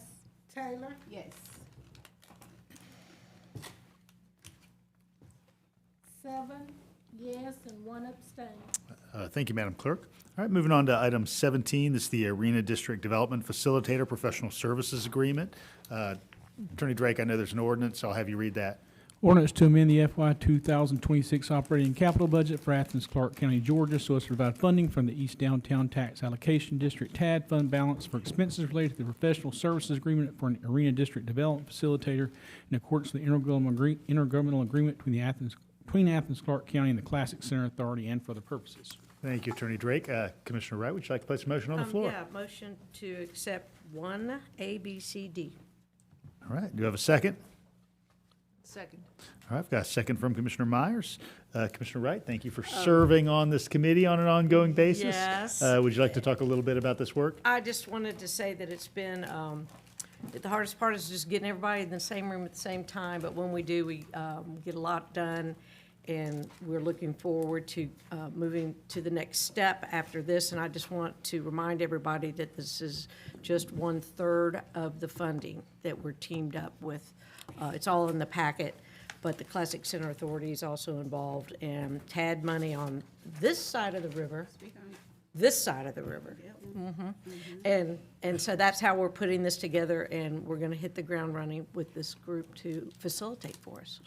Excited to see them get some building on the land. Yeah, if anybody has any questions, just contact me, and I can tell you what the committee's been doing. Commissioner Myers? Well, I had questions, and then I kept reading and found the answers to a lot of my questions. So this is all supposed to be done between now and the end of the year, which is a good, wonderful to know. I did have someone ask, and I'm going to follow up and ask you all, but of the $600,000, the money that's coming from from SPLOST, is that from interest going into the arena project? Because the person was pointing out to me that there was no money in the. It's tied to the arena project, which I'm certain has interest money as a part of that funding as well, so Okay, yes. because, right. It does not, because it does not deplete that entire project number, so I'm certain it's tied to that. Yeah, and so the TAD, there's nowhere, I mean, that'll be actually in the budget book that we get, how much money is in the TAD, so I'm assuming that there's money in there. And this is the facilitators just doing all the stuff to get the actual Developer or developer out developers. there. This person does not become the project manager, that will be someone else in another contract. Okay. I did have in here, I am supporting of this, obviously, I seconded it, but it mentioned in here that there was money to pay the bonds this year. Is there, somewhere down the line, we'll get a plan for paying the bonds next year? Well, the plan is that the arena district, the arena itself generates enough revenue to cover those bonds. There is the potential that there's a gap that's not going to take place. Part of what this discussion is looking at the overall, and part of what the committee has talked about is looking at these overall parcels with an eye toward how can they actually be developed in a manner in which ensures that those debt payments, if there are any gaps, are covered with those, with the development of that property. Okay. So it's kind of a combination of the authority, revenue that's being generated by the new arena, what happens on these properties, which is part of the reason for the timing associated with it, all with the goal that there is no gap that has to be covered in the Okay. meantime. I'm sure you'll keep us updated on that. Yes, because if there's a gap, you'll know about it real soon because we'll have to cover it. So, and I Okay. think the earliest that comes is in next year, I Yeah, believe, is yeah. the next, kind of that first vulnerable Well, it spot. says that, that's why, because in here, it said beginning in fiscal year '28, that the authority projects a 1.2 million shortfall. Yeah. So, but we'll find out more about that Yeah, later. with the goal being that the revenue from this development makes us whole. Oh, yeah, it just seemed like a short turnaround time for actually getting anything on the ground built, but we'll find out more about that later. Yes, I'm happy to support this. Any others? All in favor, please say aye. Aye. Any opposed? Hearing none, motion carries. All right, moving on to item 18, this is a resolution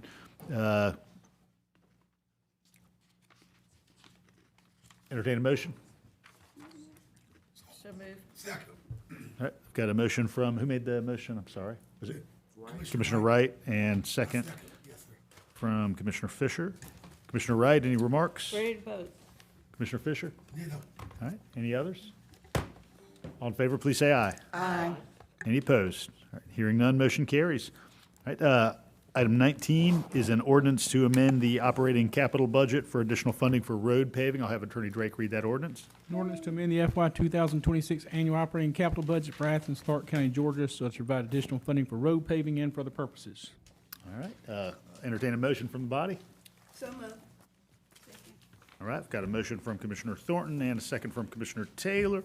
Commissioner Thornton, any remarks about road paving? No, pave on. Commissioner Taylor? Pave on. All right, any others? All in favor, please say aye. Aye. Any opposed? All right, hearing none, everybody prefers new pavement. All right, now is that time in the evening when, as stated earlier, we have public input on any item that was not on tonight's agenda. Rules of this round of public input are the same as before. Please provide your name and place of residence, and you have 3 minutes. And if you line up at the podium, we'll go ahead and get you one at a time. Good evening. Good evening, Tawana Maddox. I'm just a ball of emotion as I sat through this meeting tonight. Just thinking about just growing up as a child, on Puritan Road. Thankfully for my parents, a good church family, despite, being mistreated, pretty much saying you ain't jack. They say you go and do what you have to do. Be what you need to be. Reach back, help others. And I feel that same way as a nonprofit. And I just see that the grassroots, nonprofits, especially those of us born and raised here, who continue to give everything that we have so that our children can have a better life. Children who are from the same rural areas that we are from. Same discussions that we had tonight, it all fits together. But my first love are children, because they are the future of this community. And so I started not to come up here, because I'm not a beggar, because I know all things work together. But at the end of the day, these tax dollars, they belong to all of us. I'm sick and tired of having to beg when we have for 27 years, 20 of those years, straight volunteer, my sister and I, with the help of the parents and community members who believe in our children, who may have fallen behind in reading, who may have had some social, ill wills, but we help these young people to get themselves together. We also help them, their parents. I'm a case manager. I'm a resource officer. I go into IEP meetings with our parents. I help them to advocate for themselves and understand that they are their children's first advocate. We make sure that our children understand that they are enough. We make sure that they show up differently when they return back to school. We have students that we serve for years. Retention is excellent. Families bring them back every single year. And we also charge them a fee as well, because we want them to understand that they should have skin in the game. All kind of life lessons that it won't show up on paper, and maybe we have to do a better job of that. But we submitted a CPP application, and it's not about that. I accept that. Thank God we could apply, because last year we couldn't apply. But please, think about the children, the grassroots people who serve these young people, who they can relate to us. And when these recapture funds come up, that's what I'm asking for. Please give us some of those funds so that we can have a great summer camp and also have a great after-school program in the fall. Because I thank y'all for the ARPA funds. They have truly helped us to take these kids to new heights. Thank you. Thank you, Dr. Maddox. Good evening. Hello again. Sorry, y'all, my phone is dead, so I got my whole iPad. So thank you for your time again, and I'm here for the second time tonight in support of the affordable housing ordinance that's being proposed by AADM. My ask tonight is for this ordinance to be on next month's agenda to begin discussion between our leaders and the community. In many ways, this is one big group project, and I, along with everyone else that will be speaking on this issue, would generally welcome the opportunity to meet with any commissioner who's open to follow-up conversations so we can stay informed and engaged in a productive way. When it comes to affordable housing, I'm asking us to find common ground and to keep pushing for solutions, even ones that we haven't fully explored yet. There are many ideas in this ordinance, and that's a strong starting point. And I'm also asking for your guidance as leaders. I know there's already a lot in progress. How can we as a community be a part of the solution? I want to thank everyone in this room tonight for showing up to do this work. It is really a privilege that we're able to. Thank you. Thank you, Ms. Kellentar. Good evening. Hi, my name is Karina Gallagher, and I'm just going to read straight from my phone. So first, I want to thank you for approving the North Avenue TAD, CIPL, and for continuing to prioritize investment in that corridor. I also want to acknowledge the work being done, or that could potentially be done, through T-SPLOS and the RISE grant to improve transportation, safety, and connectivity along North Avenue. I also want to say that North Avenue is not just a transportation corridor. North Avenue is where the community has concentrated its social services. It is where we serve individuals and families who are experiencing homelessness, food insecurity, mental health challenges, and economic instability. It is where most of our vulnerable residents go to access support, and not just the form of organizations, but from multiple systems located in the same area. So while we are investing in roads and sidewalks, those things are important, but we also must recognize that North Avenue is carrying a different kind of responsibility. It is serving this entire community. And because of that, I'm asking that you consider a more intentional, equity-based approach to how to invest in the North Avenue corridor. And that would look like ensuring that infrastructure improvements directly support the people access and services, like safe crossings, lighting, walkability, for all of the organizations that are there. Investing in beautification and maintenance. If you've driven down North Avenue, we desperately need that. Exploring ways to formally recognize North Avenue as a service corridor, much like downtown is now an entertainment district. We house all of the social services. So we're gonna need some support. What I don't want to happen is that North Avenue gets treated just as the pass-through for the rest of Athens, and that you all really pay attention to the fact that everybody in Athens, if you need a social service, you end up on North Avenue. Also, real quick before my time runs out, if we could get a hand washing station like we did in COVID on North Avenue, that would be nice. I was talking to an unhoused gentleman in the hallway. He works, but he doesn't have anywhere to store his personal items. So if that could get on somebody's priority list. And also, real quick, while y'all were talking about the CDBG Very funds. quick. Real quick, if, for the Vision Committee, if you could please request that the members participate in an organization or volunteer or ask some real questions, because Thank you, Ms. Gallagher. Thank you. that ain't working. Okay. Good evening. Hey, I want to pass this out for both sides of the room, if you don't mind. You can stand with the attorney. He'll distribute that.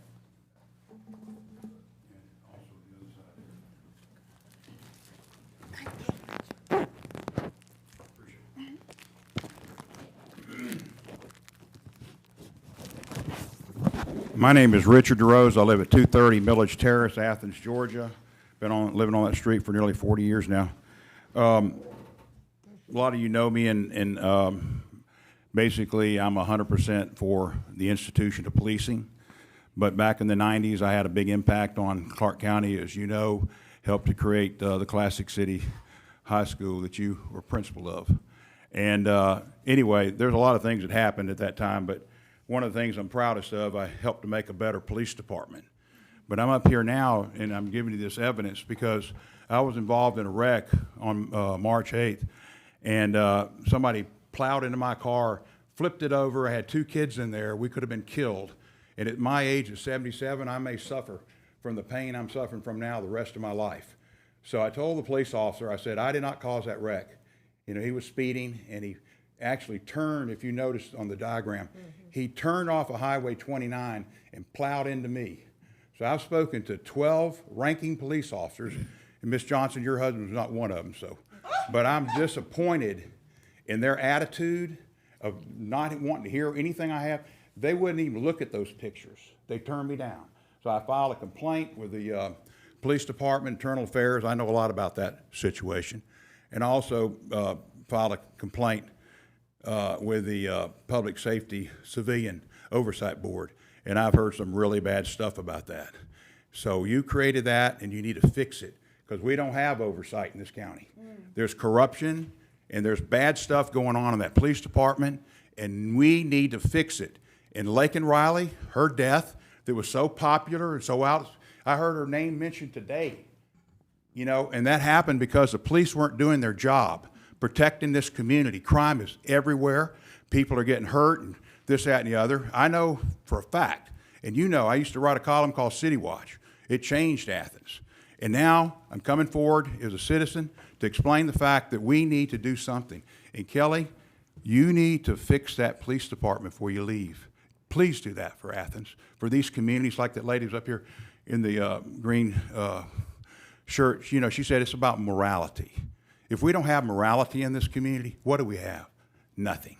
Because we can't fix problems without it. You've got to have integrity at the top of that police department, and it's not there. I've been lied to with these officers and other things like that, and it's not fair.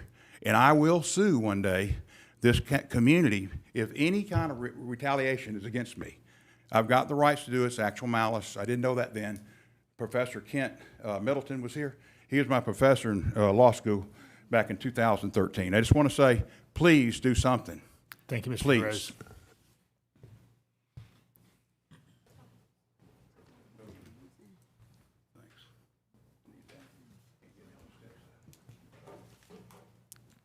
Good evening.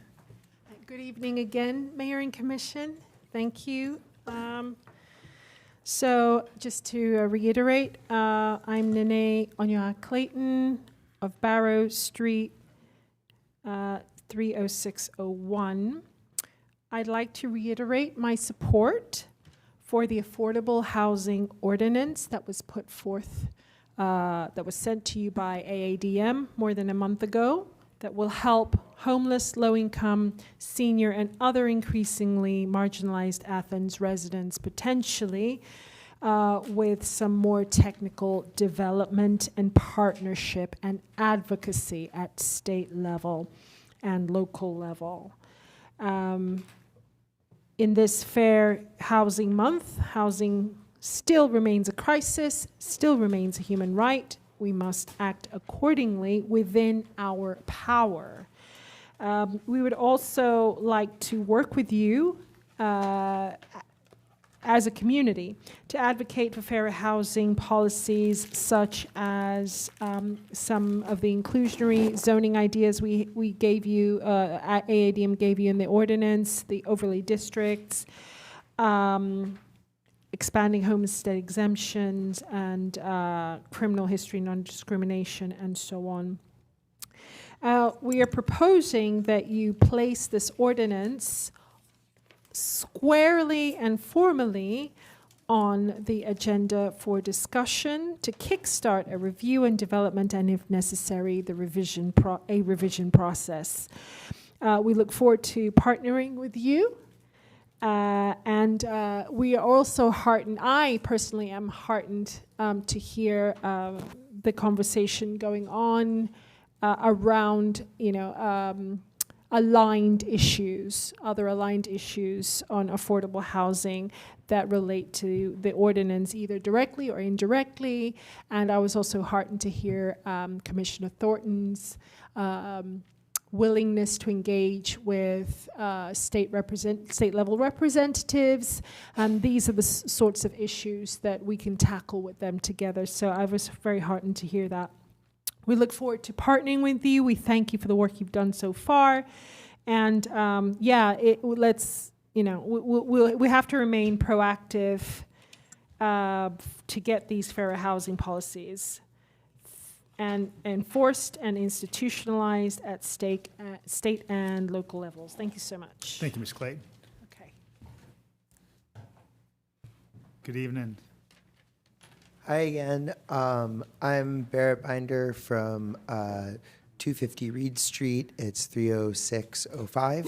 And I'm also here to speak in support of the AADM Affordable Housing Ordinance, to ask that it be put on the agenda for the next meeting. Right now in Athens, housing is one of the issues that everyone is talking about at many of these future mayoral candidate forums. This is like the main thing that gets talked about there, is how housing has worked and how it could continue to work. And so I think that we have, I'm just a person who ended up signing the AADM Affordable Housing Ordinance, but there are people all across Athens who have signed that. And I think part of the reason is because we all know, whether we were part of making it or not, that housing is not working for many people all across Athens, and it could be working better. So I think this would be a great step in the right direction to discuss it further and see how much of it would be feasible to implement. Thank you, Mr. Binder. Good evening. Good evening. My name is Hampton. I live at 255 Preserve Drive. I wanted to briefly speak today in favor of the Athens Affordable Housing Ordinance as a member of the student community.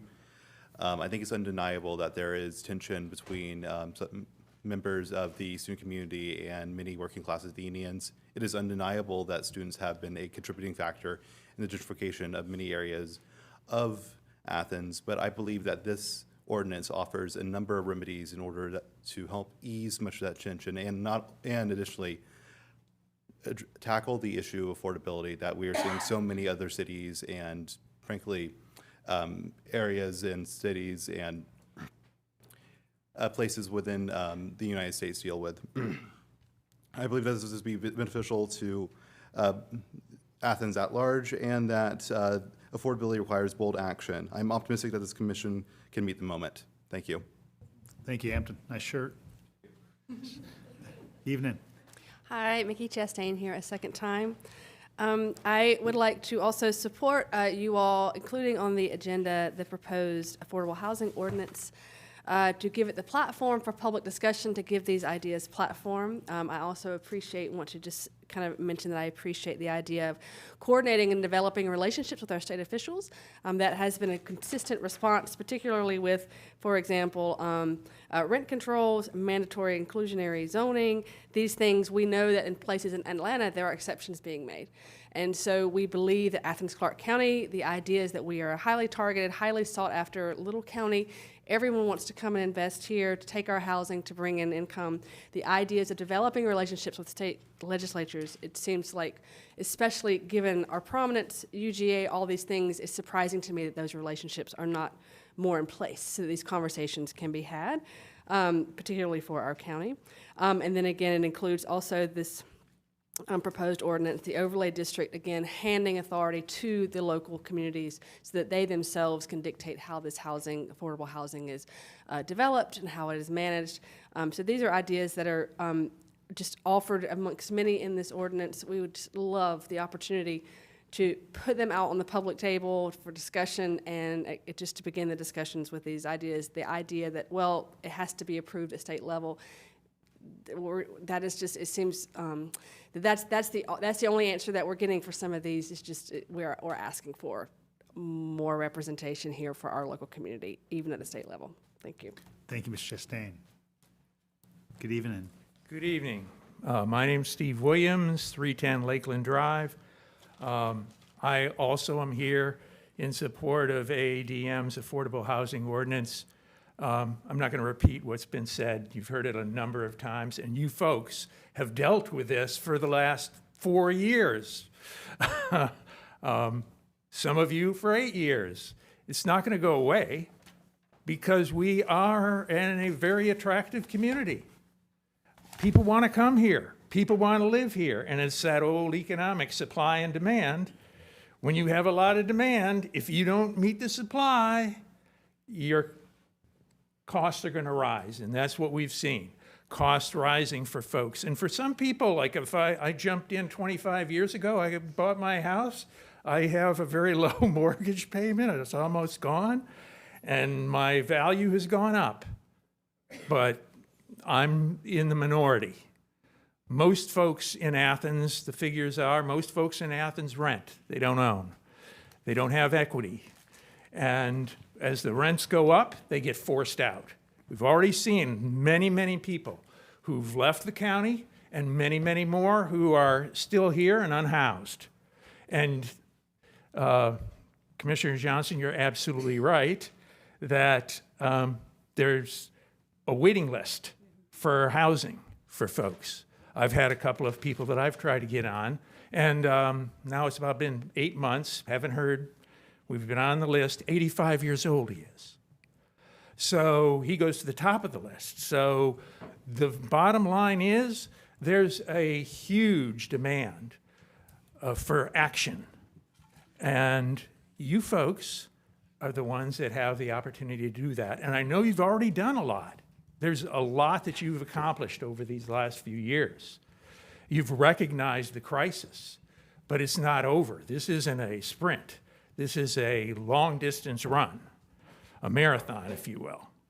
And we're at maybe the end of the beginning. This is not the beginning of the end. And what we would ask you folks to do, and some of you won't be where you are, Mr. Mayor, in another 9 months.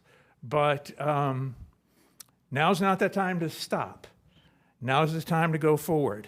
Let's not go out with a whimper. Let's go out with a bang. And the AADM proposal is a great starting point, and I invite you to join them and try and get something done here this year. Thank you. Thank you, Mr. Williams. Hi, my name is Ray Smith. I live at 1100 Calls Creek Circle in Watkinsville, but I've been a resident of the Athens area for about 15 years, and I'm also running for Senate District 46, and so I'm an aspiring senator to be a representative for many of the residents here in Clarke County. I want to speak in favor of the AADM ordinance, like so many others have, and others will follow after me. I think, again, it's a great opportunity to take the fantastic work that Athens has done in the past for housing and expand that even further.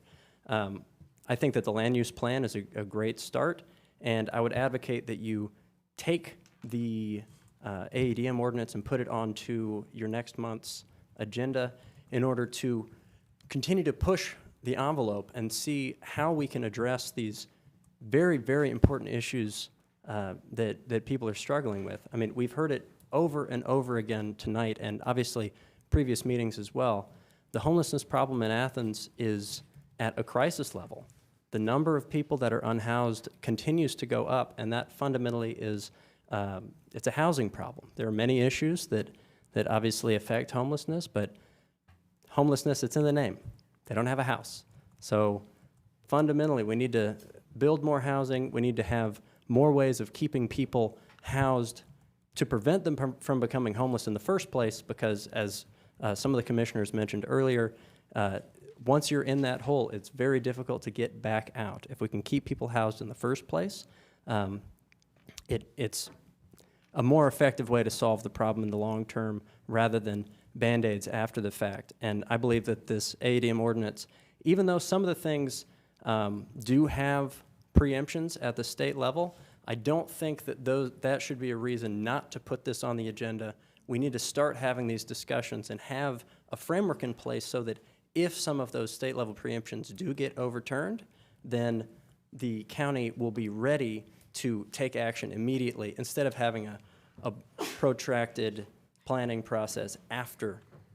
So again, I would encourage you to add it to the agenda and consider its passage in the future. Thank you. Thank you, Mr. Smith. Good evening.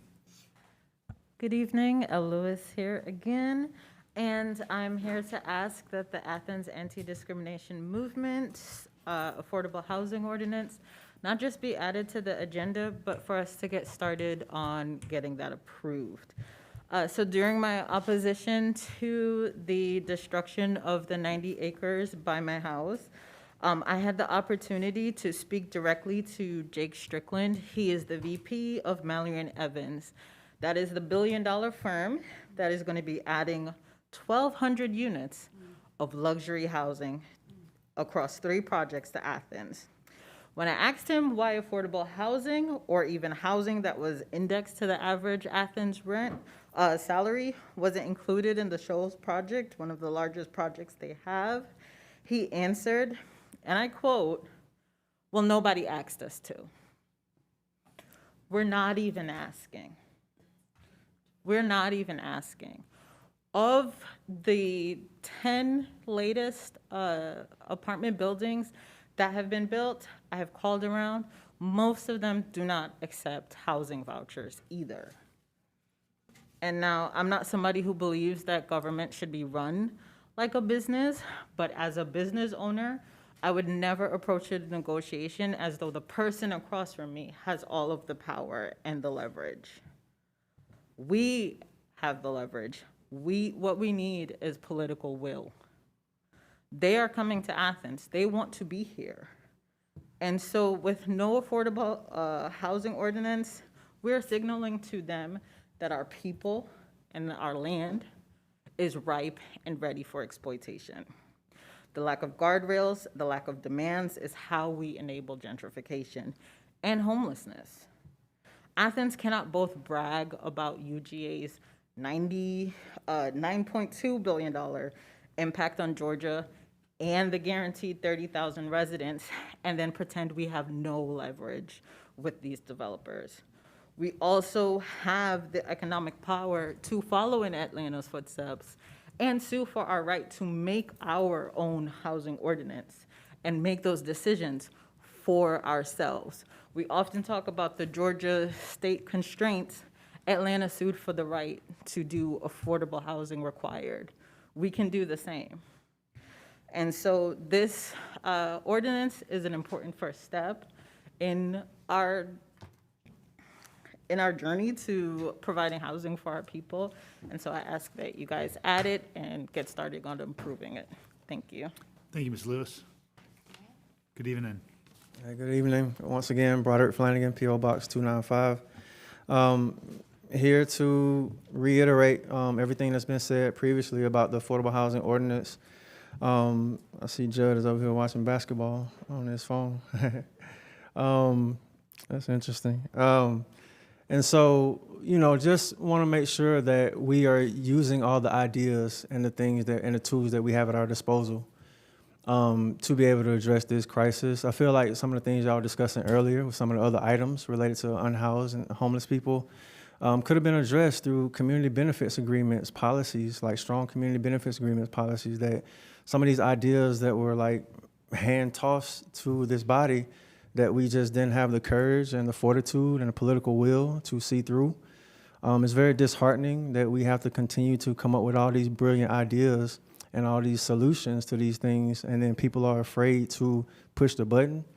I feel like in history, there have been people that have stood up against unspeakable odds and all kind of like, you know, oppression and things that could have, like, I don't know, like, I'm losing my train of thought here, but you know, it's just so disheartening sometimes to like be here in a space where we have the intellect to be able to solve these problems, but again, we don't put forth the amount of effort that I see for some other things that are happening. You know, we are getting ready to generate a good amount of money through our Affordable Housing Trust and funds. I feel like there are ideas in the ordinance that can move some of those things forward. Ideas that I've pitched to unhoused service providers that will help bridge the gap between, you know, pouring money into certain types of services versus like actually employing them, like a program they do out in Austin, Texas, I believe it was, where they hire unhoused people to do cleanup and some of the miscellaneous work around the community in terms of beautification. You know, having an organization or partnering with the organization to apply for that type of program helps solve some of the things that Commissioner Johnson was speaking to earlier. And so you don't have to keep pouring money into just the services and the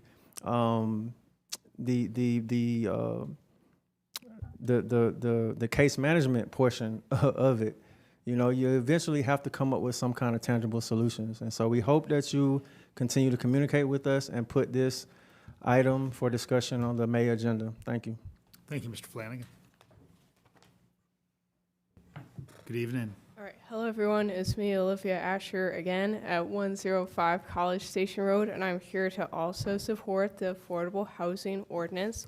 I currently technically live in affordable housing. I'm a graduate student at UGA, and I live in the state-subsidized university graduate student housing, which is one of the reasons I can afford to live in Athens, because graduate student stipends are between like $12,000 to $30,000 a year, so we don't really have a lot of money. One of the luxury housing does not benefit graduate students. A friend of mine had to live in the student luxury housing, and she couldn't afford any food because all of her money had to go to these fees. Also, I grew up in rent-controlled housing, so my whole life, if it wasn't for affordable housing, I wouldn't have had anywhere to live. So I wish that more people had access to that, not just people that live in areas that have those type of laws already, or, you know, people like me who are lucky enough to get into the graduate student housing, which is quite competitive. So I just want to support this, and I hope that we can get something in place for the rest of the county. Thanks. Thank you, Ms. Asher. Good evening. Hi, Keegan Brooks at 291 South Finley Street. I didn't expect to speak last, so I'll keep it brief. But I first wanted to thank all of the commissioners and all of the community organizers who've done so much work in getting some of these data center ordinances and regulations rolling in our community, because I think that's not always happening everywhere, and I think it's wonderful to see that, and especially the work between some of the commissioners and the community. And I also wanted to speak in support of adding the AADM's affordable housing resolution to next ordinance to the next agenda for the next mayor and commission meeting. If you recognize my address, you would know I live only a few yards away from former site of Lindentown, so very aware of students' impacts, both historically and at present, kind of on the Athens-Clarke community at large. And I also wanted to, I appreciate the work that has been done in the past. The first time I met Mayor Gertz was to interview him about ARPA and housing funds and how the county was spending them a few years ago.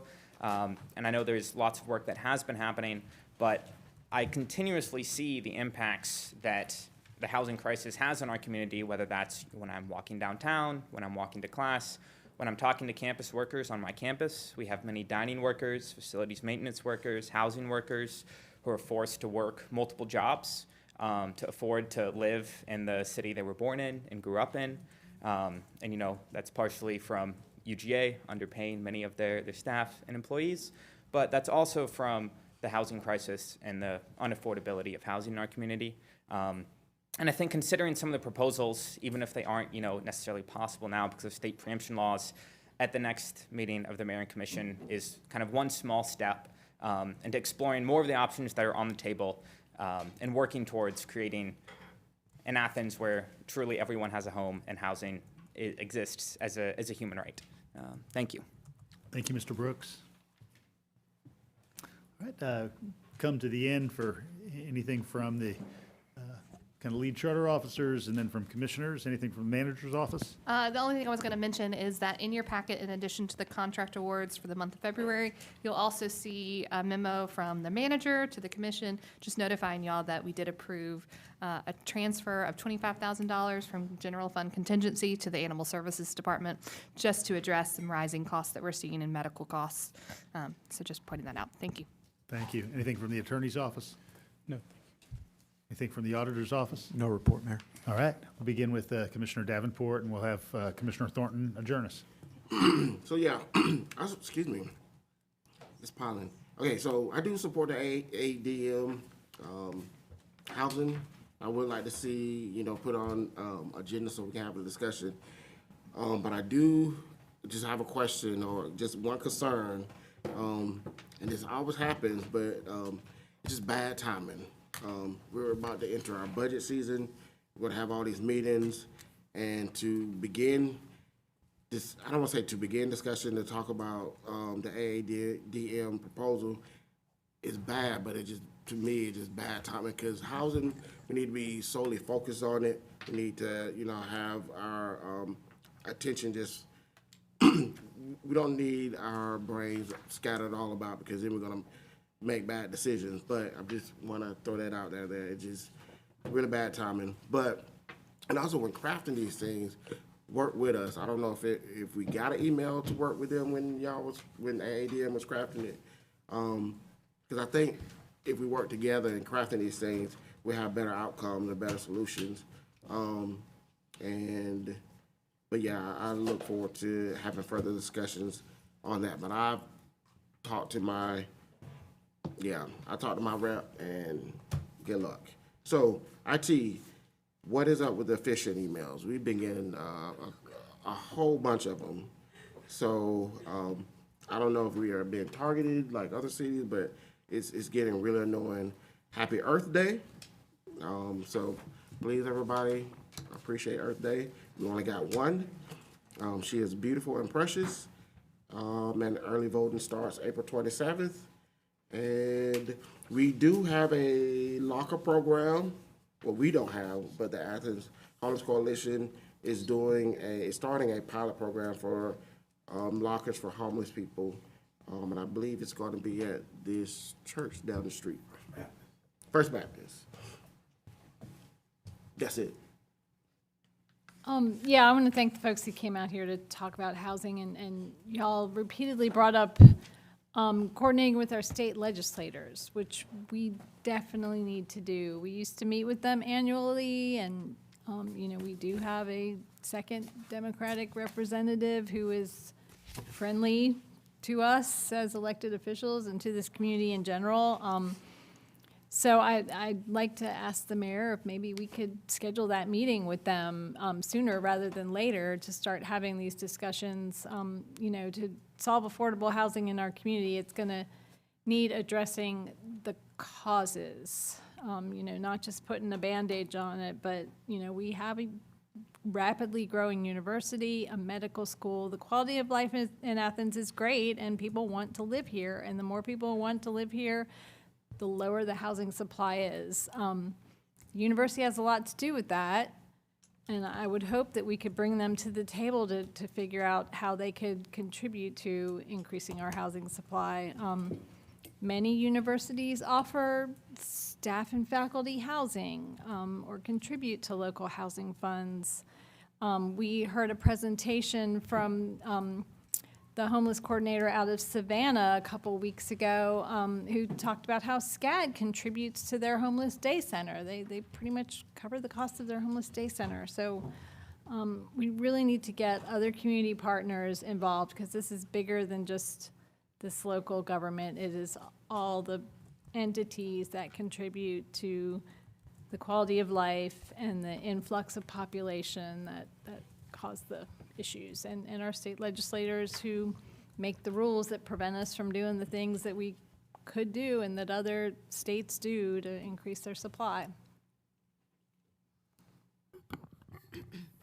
Yeah, so I would like to thank staff for all of your hard work. I don't think we tell you guys enough how much we appreciate the 8 to 5 every day because we're only here on Tuesdays and we come in here running the show. So thank you for all that you do when we don't see you guys.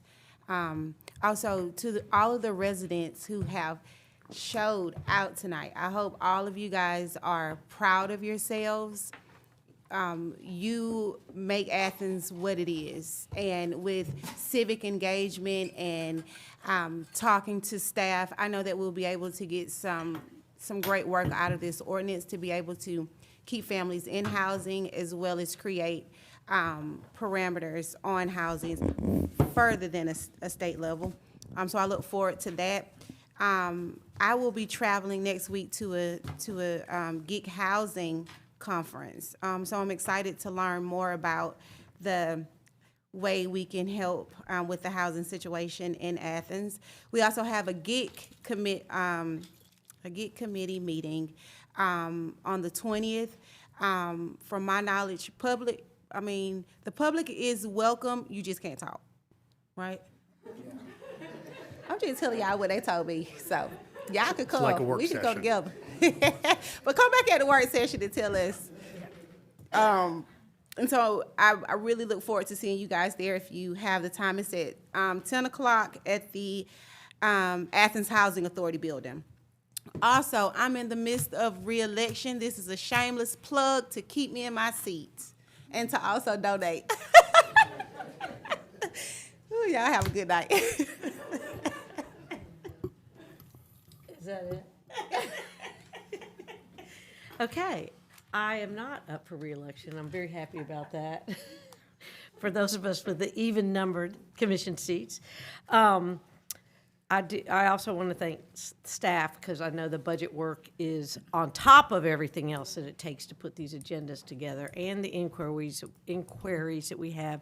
I'm very happy to hear that the manager is doing a good job of safeguarding the lack of time to add meetings when they're requested and to postpone them to after the budget process because of the added meetings that we have, or making sure they can be delayed for that, just like Commissioner in District 1 was pointing out. This is a very time-consuming time for staff as well as us with the budget numbers and all that kind of priorities. The topic I want to bring up isn't even here yet, but we moved it out of LRC for the full mayor and commission.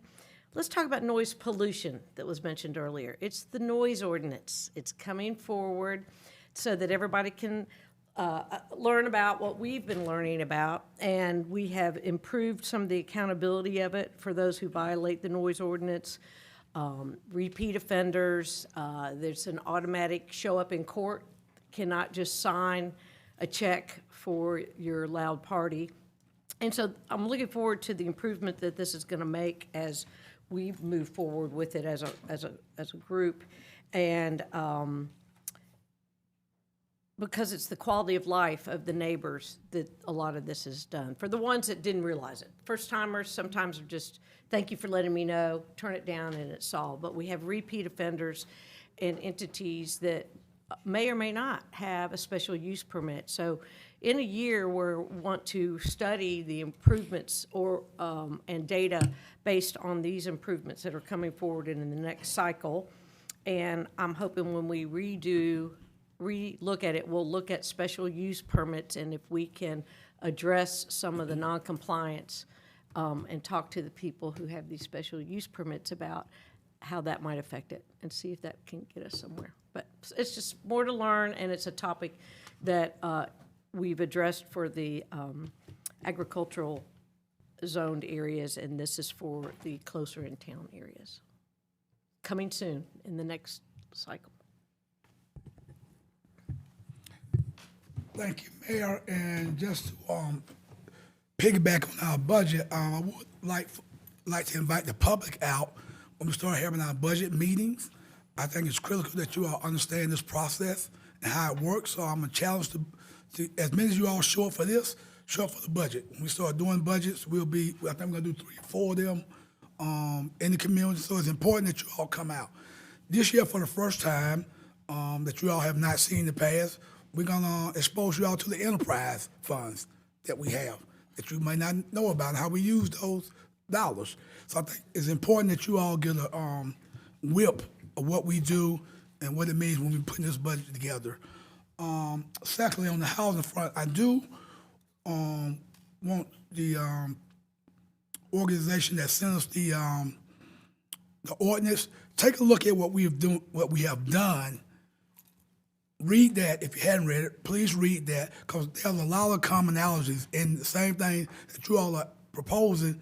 We got the same thing that the Glit Committee is working on, that Commissioner Taylor and Commissioner Thornton is working on. Take a look at that, and then see how we can partner together to share ideas on how we can move our housing in this community further. But take a look at what we've already done.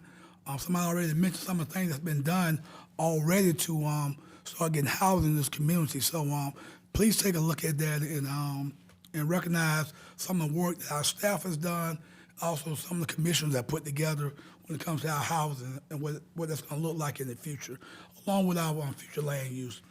I do want to put a plug in for on this Sunday coming, the Athens Voices of Truth will be celebrating 47 years of bringing great spiritual songs to this community, spearheaded by James Russell Smith. That will be going on at Ebenezer Baptist Church at 4 p.m. this Sunday. If you want to hear a great concert, come out and hear that great music, hear that choir. For 47 years, they are pouring into this community every year, and I'm proud of the fact that I know a lot of those individuals that sang in that choir, but if we hear some good gospel singing, show up Sunday at 4 p.m. at Ebenezer. And again, thank you, staff, for your work, for what you do for us, and I really appreciate it. Have a great evening. Thank you to all the individuals that came out and even stayed late. You feel like us now. We never know when we go home. So I want to say thank you. I also want to commend the police department and the other public safety agencies that worked together to solve the double murder that occurred downtown, the Real-Time Crime Center, or RTCC, the Downtown Patrol Division, the Criminal Investigation Division, and the Safe Streets Division. I just wanted to commend you all for your great work. They all played a great role in quickly solving the case. This month, I have 2 different events that I'm partnering with my neighborhood leader. And the first one is tomorrow. It's going to be a discussion amongst community members about reducing homelessness. It's going to be at Fox Club Planter on Baxter Street, and it starts at 5 and it goes to 6:30. The second one is going to be on April 24th from 3 to 5 at the Cooperative Extension, and that is more so a resource fair.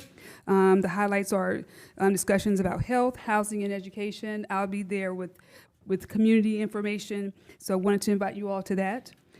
I also want to thank the Police Department, Transportation and Public Works Department, Solid Waste Department, Code Enforcement for responding so quickly to areas of concern in District 6. So all of the individuals that have been so instrumental in helping the residents have a better quality of life. Thank you. I wanted to say this. Sorry. For the individuals that came out to the Mayor and Commission meeting the week before we had to make a final vote or decide on the final vote for our FY26 budget, they contribute greatly to our tourism and entertainment industry, and they made a great point last year, but it was too late. I just want to encourage you to come early so that we can wrap in some of your comments and your ideas and your wants into our discussion. I also think working with state representatives is a great idea. I wanted to state that my church is having their 156th church anniversary this Sunday. Yes, 1931 Old West Broad Street, and I invite you all to attend. And I do want us to work with the partner organization, AADM, in establishing an affordable housing policy. The sooner on I can't really say what's the best time, you're right, about the budget, but you know, when I first started, one of the first questions I asked, I was invited to a retreat, you might remember, the October before my January start, and I asked in that retreat, when are we going to discuss affordable housing? Set on the agenda. And then later on, I asked about it. I wanted to know if we had a plan. Judd and I met about something totally different, and I just asked sidebar rapid-fire questions. And one of those rapid-fire questions are, do we have an affordable housing strategic plan? Or something, because I can't find it, and I just wanted to know. He said, no, we don't. So I want us to go from managing to actually action, and I think with the partnership with the agency in the community, that would be helpful. That's it. Well, I'm going to also thank you guys for coming and talking about the affordable housing. You're getting a lot of attention tonight. It's clear people are struggling all over on that, on housing, on paying the utilities, and paying their bills. And I appreciate all the work you've done. The document you guys have shared us includes a lot of specifics. And I appreciate that. Like I said, I thought there were about 17 action items in there, and it's really hard. I try to write about homelessness and affordable housing and homelessness in my newsletter. It's really hard to pull everything that we are doing together and what we could be doing together. So I appreciate your efforts there. I want to make sure that you know that there are these two, because there's so many little pieces of it, that there are these two pieces next week at the work sessions, on Tuesday on the Affordable Housing Trust Fund, and then on Thursday on what's going on next with the Bethel Housing redevelopment. And so I think, you know, understanding for myself what we're actually doing is really important.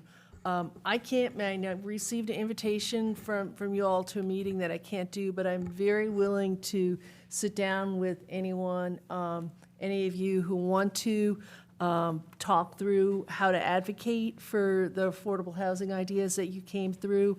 I've done similar stuff with the advocates for more EMS service and for the data center.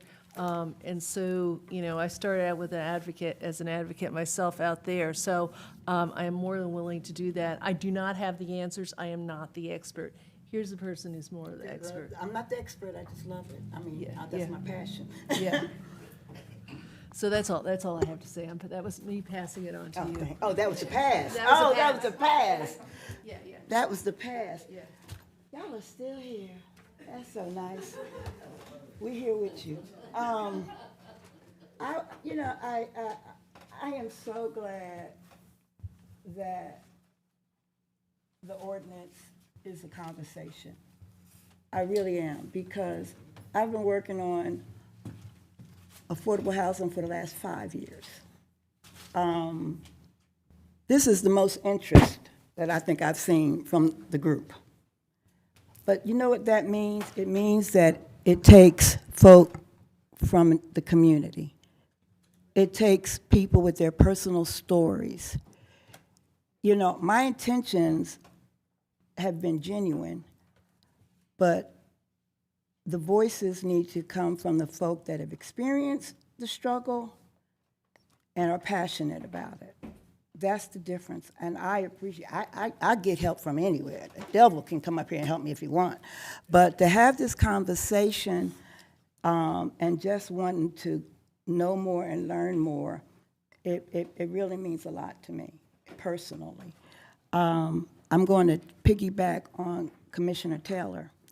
The GIG committee is functional, and you can even speak if you get on the agenda. You can even speak if you get on the agenda. I will also tell you, this is how serious I am because I do believe in transparency. Thursday from, is it 9 to 10, 10 to 11, the zoning group is meeting. They're talking about zoning. Somebody should make it to the planning office. If you can't speak, or, I haven't even been myself, but I know there's a meeting this Thursday. If I ain't supposed to tell you, don't tell I told, okay? But it's Thursday. Go where the conversation, take your platform where the conversation is going on at, okay?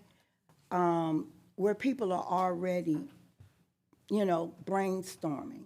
So, yes, you're welcome to the GIG committee. If there's a meeting that we can have in the community, I'm about like Patrick. We are, our agenda is rocking right now. It's running over. But if there's conversations that we can have, in small groups and move, because everybody cares about housing, but nobody has all the answers how to get there. So the GIG committee is alive and well. You're more than welcome. One of the committees that the mayor has assigned through the resolution to move housing forward is operating. Get on board now. He also has appointed the Land Bank Authority. I don't know if they've met yet, but get involved now. Just get involved. And if you don't know where it's at, if it's housing, I'm very passionate about it. So Sunday I will not be at Ebenezer. I'll be knocking on doors because I'll be campaigning.